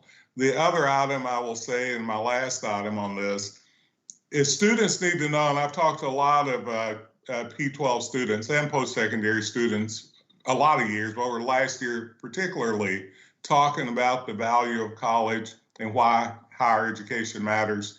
And what we're hearing, I think, are sea change sorts of items that this board really needs to take into account, as I've told my board at CPE, that we need to take into account. I mean, they are truly asking for more social, emotional, and academic help. And we're finding out the issues of mental health, as we've said before, is huge. So we're trying to structure even a virtual environment for mental health counseling on our campuses that we may not have thought about before. But we're also needing to help our students understand what college is, probably more in P12, not just in the typical college and career counseling, but in a way that they can see themselves. Even high-performing academic students in K-12 are saying, well, I don't think I'm college ready. So this is really not about making them academic ready alone. This is about making them socially, emotionally, and culturally ready in addition. So I would hope that as we move forward in the new normal, my board and this board can really work strongly hand in hand to think about that as a protocol for the future. Aaron, thank you so much. And everyone, the last thing I want to do is to call a halt to an important and rich discussion, but I do want to make sure that we respect your time and our agenda for today. So if we might just pause questions and comments for right now, and then turn it over to Kevin to introduce Robin and her team. And then hopefully we'll have a few minutes before noon to open back up any other board member feedback. Yes, thank you. I also wanted to mention, related to Dr. Todd's, I think mentioned STLP, and it probably will not surprise you because this is STLP. STLP is still ongoing, and actually, even though the number of participants is down because we're not meeting in person, as you all were to meet at STLP in April, in true STLP fashion, they found an alternative way to do things, and so the actual state championship is ongoing, and the state champs will be identified early this afternoon, according to David Couch. And I've asked David to give you a little update in June at your June meeting about the outcome. And of course, you'll see some press on this. That's another thing to celebrate, that such a great program continued on in a virtual environment. So more to come on that. We probably should have rearranged the agenda a little differently because we're going to end on a somewhat of a negative note in discussing the budget and some implications that are not positive ahead of us in our school districts. This is under the coronavirus discussion, but it's larger than that. It's going to be a discussion, a briefing on some things that have happened recently with the predictions for the state budget, et cetera, that involve the entire K-12 or P-12 budget. And you already heard a little bit about CARES Act funding. Robin may actually touch on that, and Charlie as well. But primarily this discussion is going to be on the actual overall state budget for P-12 education. So I'll turn it over to you, Robin and Charlie. Thank you so much. It's nice to see all you virtually today. If I can start for just a minute, I know we've spent a lot of time today, and rightfully so, recognizing all of our heroes out in local school districts, whether it be superintendents, teachers, families, students. And if I could just start, even though a lot of my news is sometimes discouraging at times, I want to give a shout out to all of our operations people out there. So our operations folks, meaning our finance officers, our DPPs, our food service people, all those nurses and health coordinators, our facilities folks, our pupil transportation people, all those people are usually, I would say, a little more behind the scenes when we talk about the instruction and the things that we're doing in the classrooms. But really, without these operational folks, nothing else can go. And so they are really rising to the challenge as well, in addition to all the other folks that we've talked about. These are the silver linings that we see. They are rallying around, and every time that we make a decision, which is on more the instruction side, of course, that has a tendency to impact them and how they're going to operate and how they're going to make sure that things continue to go smoothly. We have had several opportunities to have superintendent's webcasts that we've actually had jointly with our finance officers, recognizing that it's good for them to hear the same thing at the same time. And staff primarily in my office continue to have these break-off sessions with Teams meetings or virtual meetings with their particular interest groups. So they're having those one-on-one calls with finance officers so that they can drill down into issues that are important to them. And DPPs, they want to talk about coding and which box do you put something in. And all that's really important. It'll be important for tracking and being held accountable and making sure at the end of the day that we can use that information to learn about how to get better and do things well. So before we start, I just wanted to give a shout out to them. Really, really important functions that they are handling as well and doing a really, really good job along the way, just like all the other people that are participating. I will give you just a minute update on the CARES Act to let you know, I think since the last time we spoke, the two pots of money that we are primarily focusing on related to CARES, the Elementary and Secondary Schools Emergency Fund, which is a broader pot of money that about $194 million will be coming to the Commonwealth of Kentucky. And then the GEARS Fund, the Governor Emergency Fund, that will be coming to us, about $43 million, of which $30 million will be coming to our local school districts. Both of those pots of money, through cross-agency efforts of the department here, applications have been submitted with the help of the Lieutenant Governor and the Cabinet. The Governor's Emergency Fund was submitted. Both of those applications have now been approved. So they've been approved by USAID. I want to be very complimentary of the quick turnaround and the easy process that USAID provided to states so that we could turn around and start working on getting that money out. We heard some conversations today about, technology. And so that you will know, for the Governor's Emergency Fund, we are asking districts to focus on two areas. We have heard about the technology needs of our students, remote learning. This will probably become our new normal. So it is important both short-term and long-term for us to invest in technology and remote learning for students and for staff. So that's one area that they can spend their Governor's Emergency Fund money on. The other is that continued push for food service. As we continue to just really see across the nation, the food banks and other community action efforts, all those efforts that are trying to feed our population, lots of people that have never had to access that before are finding the need to have to turn to different types of access to food. So we continue to encourage districts to the extent possible to continue to provide that. We need our students to continue to be well fed so that they can participate and learn. And that helps take the stress off some of their family as well. So as we go into the, quote, summertime, into school, we will continue to encourage and focus on food service delivery. So those are a couple of things, and we will have guidance. I think Dr. Foster had mentioned we will send guidance to our districts on all the permissible uses of the funds. The ESSER fund is a little more broad. There are lots of things that districts can use this money for.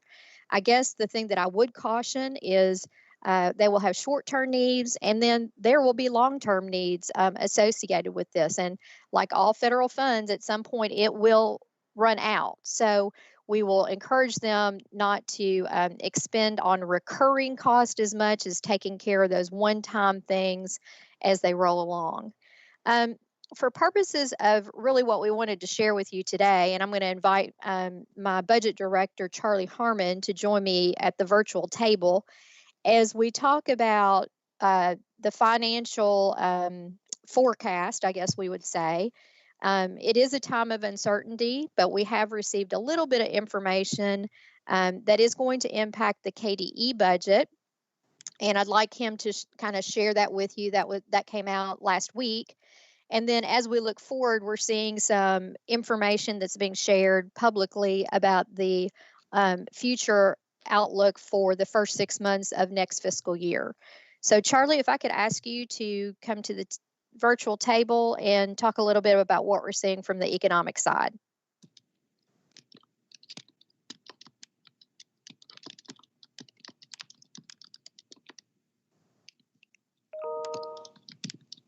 Charlie, you may be muted. Oh, is it? How about now? Hey, Charlie, we can hear you now. Thank you. And Joette, can you go to the next slide, please? Thank you. So as Robin mentioned, every quarter, the Office of the State Budget Director releases a quarterly economic activity report. And at the end of April, they released a report for the third quarter of FY20. And in that document, they talk about revenues from every category.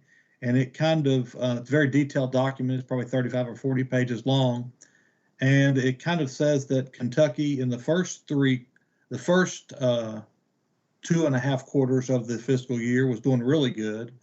And in the last month of the second quarter, we struggled a little bit. And then they're predicting a few speed bumps for the fourth quarter. So in dollar amounts, they're predicting a revenue shortfall for the current fiscal year of around between 318 and 495 million. So that's on a basis of a $11.4 billion general fund state budget. So although that much money, that magnitude in the hundreds of millions of dollars is very significant. In the scheme, it's equating to around a 12.5% cut to state government agencies. So these numbers are really important, and they're caused, at least indirectly, by the COVID-19 pandemic. As you know, our unemployment is up really, really high, highest ever. Right now, it's at around 25%. The state has an unemployment rate. And of course, you know, payroll taxes is a big piece of revenue for governments. So that's a big deal there. And when people are making less, they're spending less, as well as other taxes are down too. So when we're talking about that, the department received a letter that says you all, being every state government agency, need to consider making a preliminary plan for the current fiscal year. So that's between now and June 30th to reduce your general fund budget by 1%. So 1% in a fiscal year is now about 12.5% with only 7 weeks left in the fiscal year. So for the department, we haven't completed our plan yet, but the good thing about this is with the effects of the COVID-19 pandemic, we are being forced to do things differently, which also is allowing us to spend money a lot slower. So we've got a few areas that we're tapping there that we're gonna recommend to come up with some savings, as well as we've got some personnel vacancies and some travel that's not occurring related to the COVID pandemic, which is also gonna allow us to tap into those funds. The governor's office, state budget director's office is, treating the department more than fair. They've exempted the SEEK funds. Of course, we call SEEK, but that's just state general fund revenues. So it's just the taxes that we all pay to the revenue cabinet. So they've exempted that because that would be a huge hit to local school districts. And they've also excluded a local district health insurance, which is $750 million. So if we had to take a percentage off that, that would be a significant amount. So the state budget director's office is to be commended, at least from the education community. We expect our reduction to be in the neighborhood of around 3 million. You see there 3,071,600. We have every intention of meeting that target. And every agency, I'm sure, is going to do their best to meet their targets as well. Joette, you can go to the next slide. So that's FY20. Basically, we think we can finish with little or no impact to school districts directly related to this reduction. For FY21, we can't be quite as sure. We already started with a one-year budget, which is the first time I think that's ever, well, since we've had biennial budgets, that's ever happened. So we've got House Bill 352 that's enacted. And of course, with all the statutes that we have that are, we call unfunded mandates, you know, we've got standards development and implementation that we have to do that is not funded. We were not given additional funds for that. Industry certifications, part of Dr. Foster's team, turnaround audits and CSI support. We got a brand new school report card that's light years better than what we had before. And of course, once again, we had to do that and we didn't get any extra funding for that. So we're still trying to complete all these goals and responsibilities, but it's hard when you're not given extra funds to do that. The department is continually trying to be as frugal as humanly possible. We constantly look at ways to keep our expenditures down, because every time we have a reduction in revenue, our first thought is what can we do to not impact districts or minimize the impact on our school districts. So, you know, we always look at personnel in the department, operating costs, travel costs, and our personal service contract costs. You know, that's always our first place to look. And then the next place we look to do reductions is on our programmatic offerings, which would be a more direct impact to districts. One thing that Kevin, I know, is our Commissioner Brown is interested in sharing in the near future is the cabinet staffing over the years.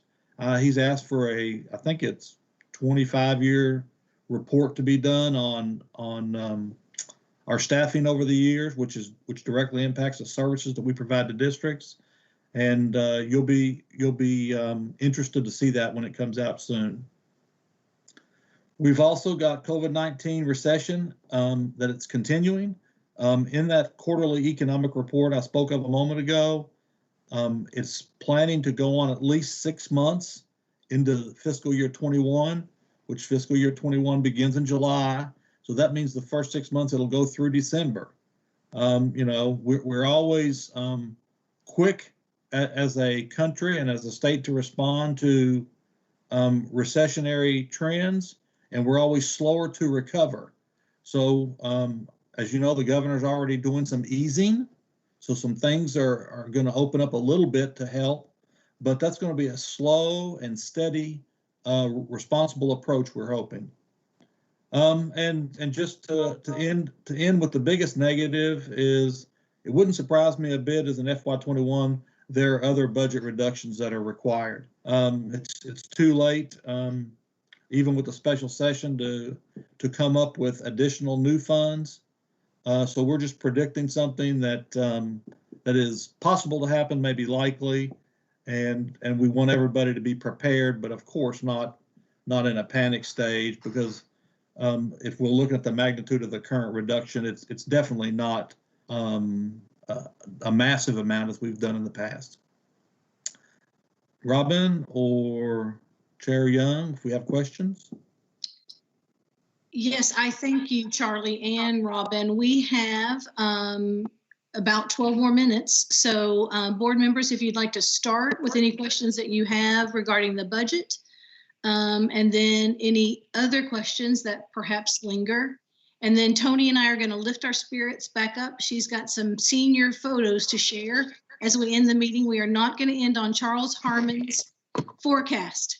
So we just won't let it happen. So any questions, feel free to unmute and I'll watch the time. Jump right in, please. This is Lee. Chair Young, I'd like to make a comment, but it's not concerning budget. So if there are any questions.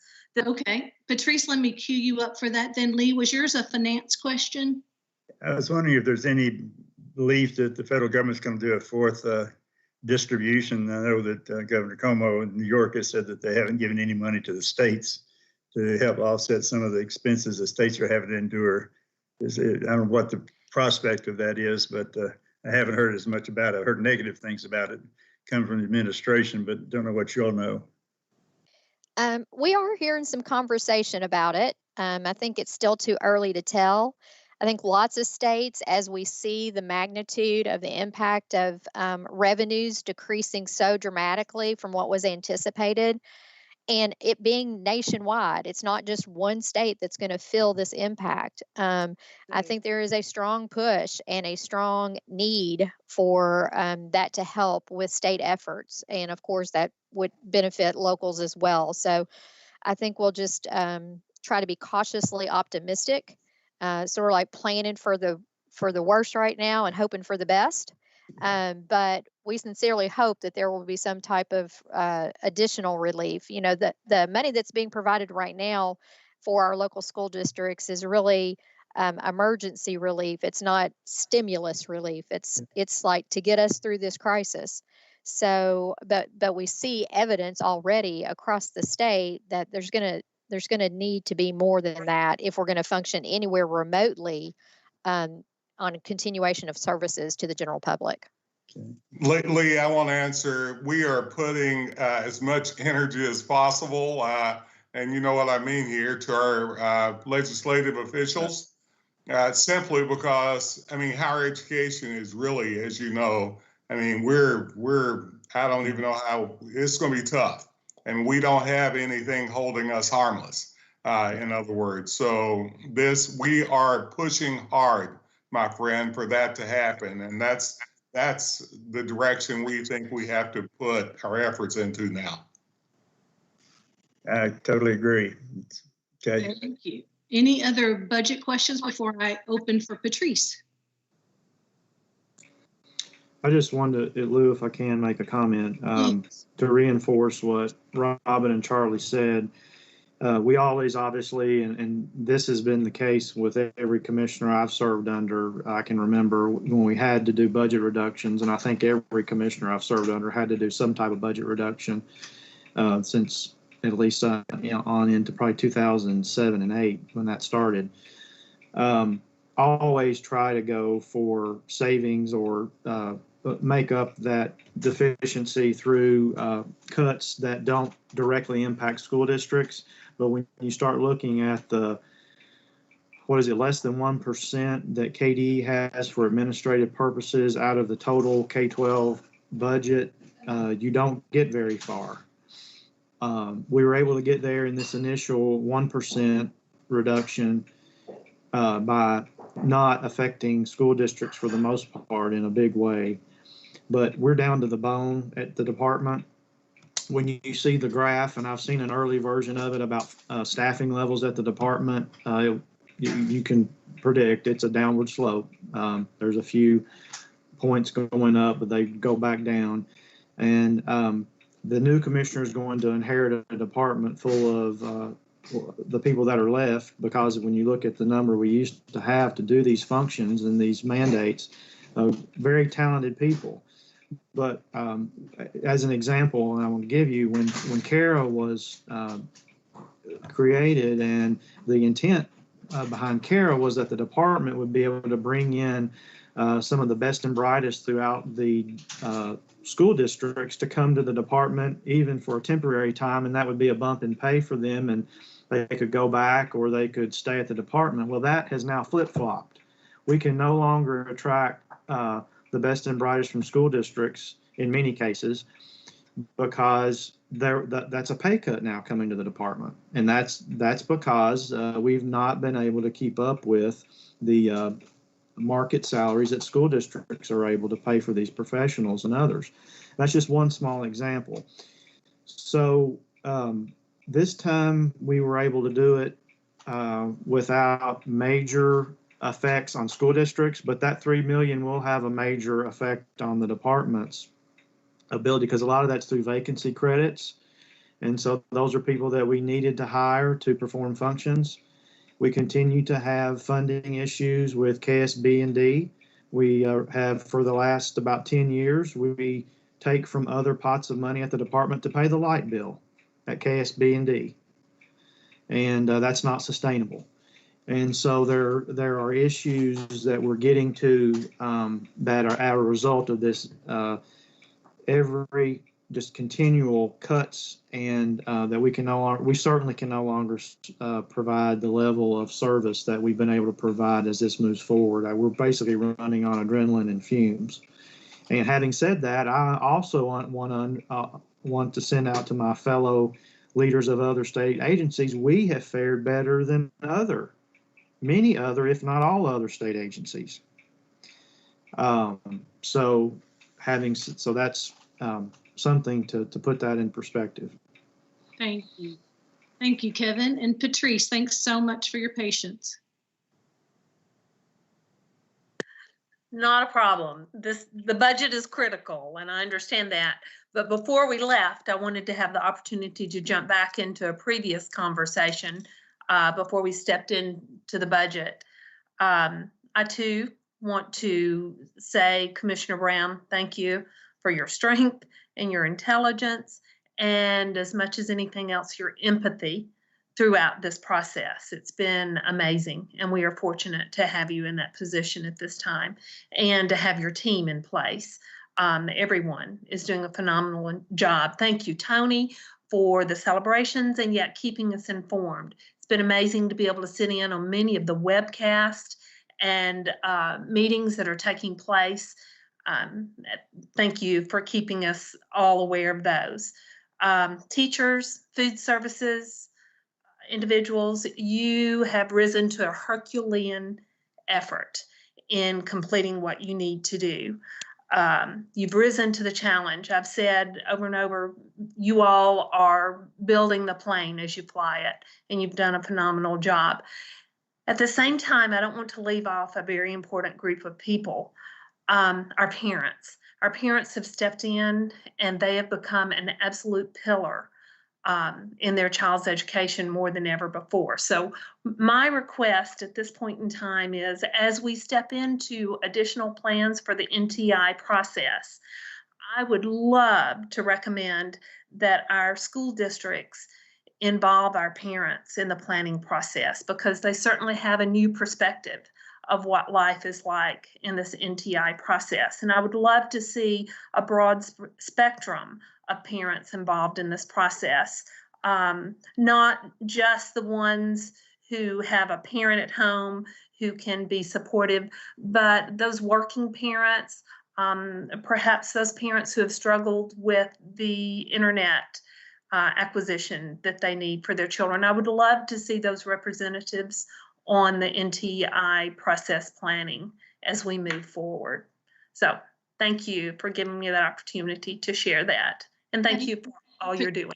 Patrice, we are going to make sure that you always have the uplifting last word, because you are the kind kindergarten teacher that everybody wants for their child. So thank you so much for taking us to that note. I think Tony is going to share some of these photos, and Kevin and the team, thank you so much for today. And Kentucky Board of Education, we have come a long way with virtual meetings since March. You guys are rocking it. Great job today with that. And Tony, to have the last. Oh, I don't know about I don't know if I should have the last word, but I wanted to just share with you, just because our districts have shared so many photos with us, I just wanted to scroll through these pictures. I'm going to share my screen with you. These are 2,000 pictures that have been uploaded into my Google Drive from our high schools. So as we end today, I just wanted to show you, there's no music yet, but just to share with you, let me know when you see them. Can you see the screen yet? We've got the gallery view, yeah. Okay. Yeah, so I just wanted to kind of scroll through so you can see the gallery. I think this kind of shows, I asked them to send pictures of just the faces and what represents your schools.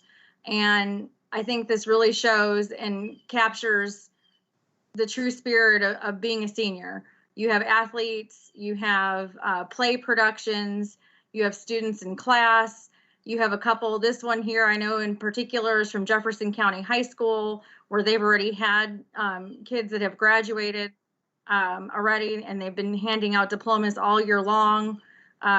just so many pictures of success and excitement that a lot of these seniors have already had part of this year, and that they continue to do, even though they're social distancing. So just wanted to share these with you as we close out. And again, I'm going to be getting on a conference call here with the CCSSO about a national recognition program that we are going to be using to submit these photos to, for a program that's going to have some national celebrities involved, as well as the program that we're going to be doing locally or statewide to honor our seniors as they graduate this year. Keep showing those, Tony. I'm sure everybody in the back of their mind is humming Pomp and Circumstance right now. So we'll take a look at those, and unless anybody else has anything, I'll be open for a motion to adjourn. Dr. Young, Alvis Johnson. Yes, Alvis, please. Question for Commissioner Brown. Commissioner Brown, can you get the June campus closures for everybody? Do you see that being converted to an order?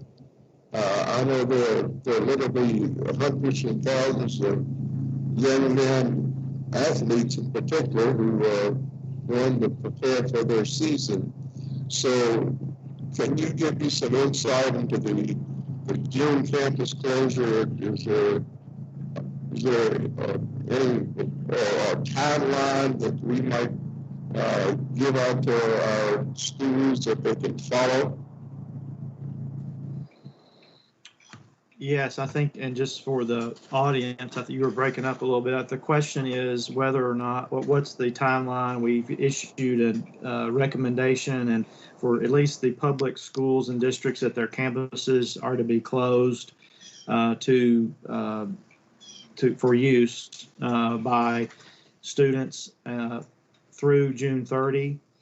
The private schools are also following that to a large degree directive, and of course the public health orders dovetail in with that. We're in continued conversation with KHSAA as well as public health as to what that looks like past beginning July 1st, to the extent that the easing of the restrictions would permit students or at least individuals back on campus to utilize facilities, maybe training facilities, assuming that activity is also permitted under the KHSAA rules on an individual or small group basis. But you are correct that as of right now, unless things are eased, the public school campuses are closed until June 30th for at least congregate or group activities. All right, thank you. And Tony, I think we will have to stop the pictures for the roll call vote on adjournment. Do we have a motion to adjourn? I make a motion. This is Holly Bloodworth to adjourn. We have a motion and a second. Patrice McCrary. I second. From Patrice. As Chair Karam used to tell us, we don't have to have any discussion on adjournment. So Jennifer, if you would please call the roll. Absolutely. Joanne Adams. Joanne Adams. Thanks, everyone, and especially thanks to Chairperson Young. You did a great job. And my vote is yes. Claire Batt. Claire Batt, and please stay safe, everyone. And my vote is yes. Thank you. Holly Bloodworth. This is Holly Bloodworth, and I vote yes. Alvis Johnson. This is Alvis Johnson. I vote yes, and would like to extend my compliments to the governor for the way he's handled this current situation. He's done just a tremendous job.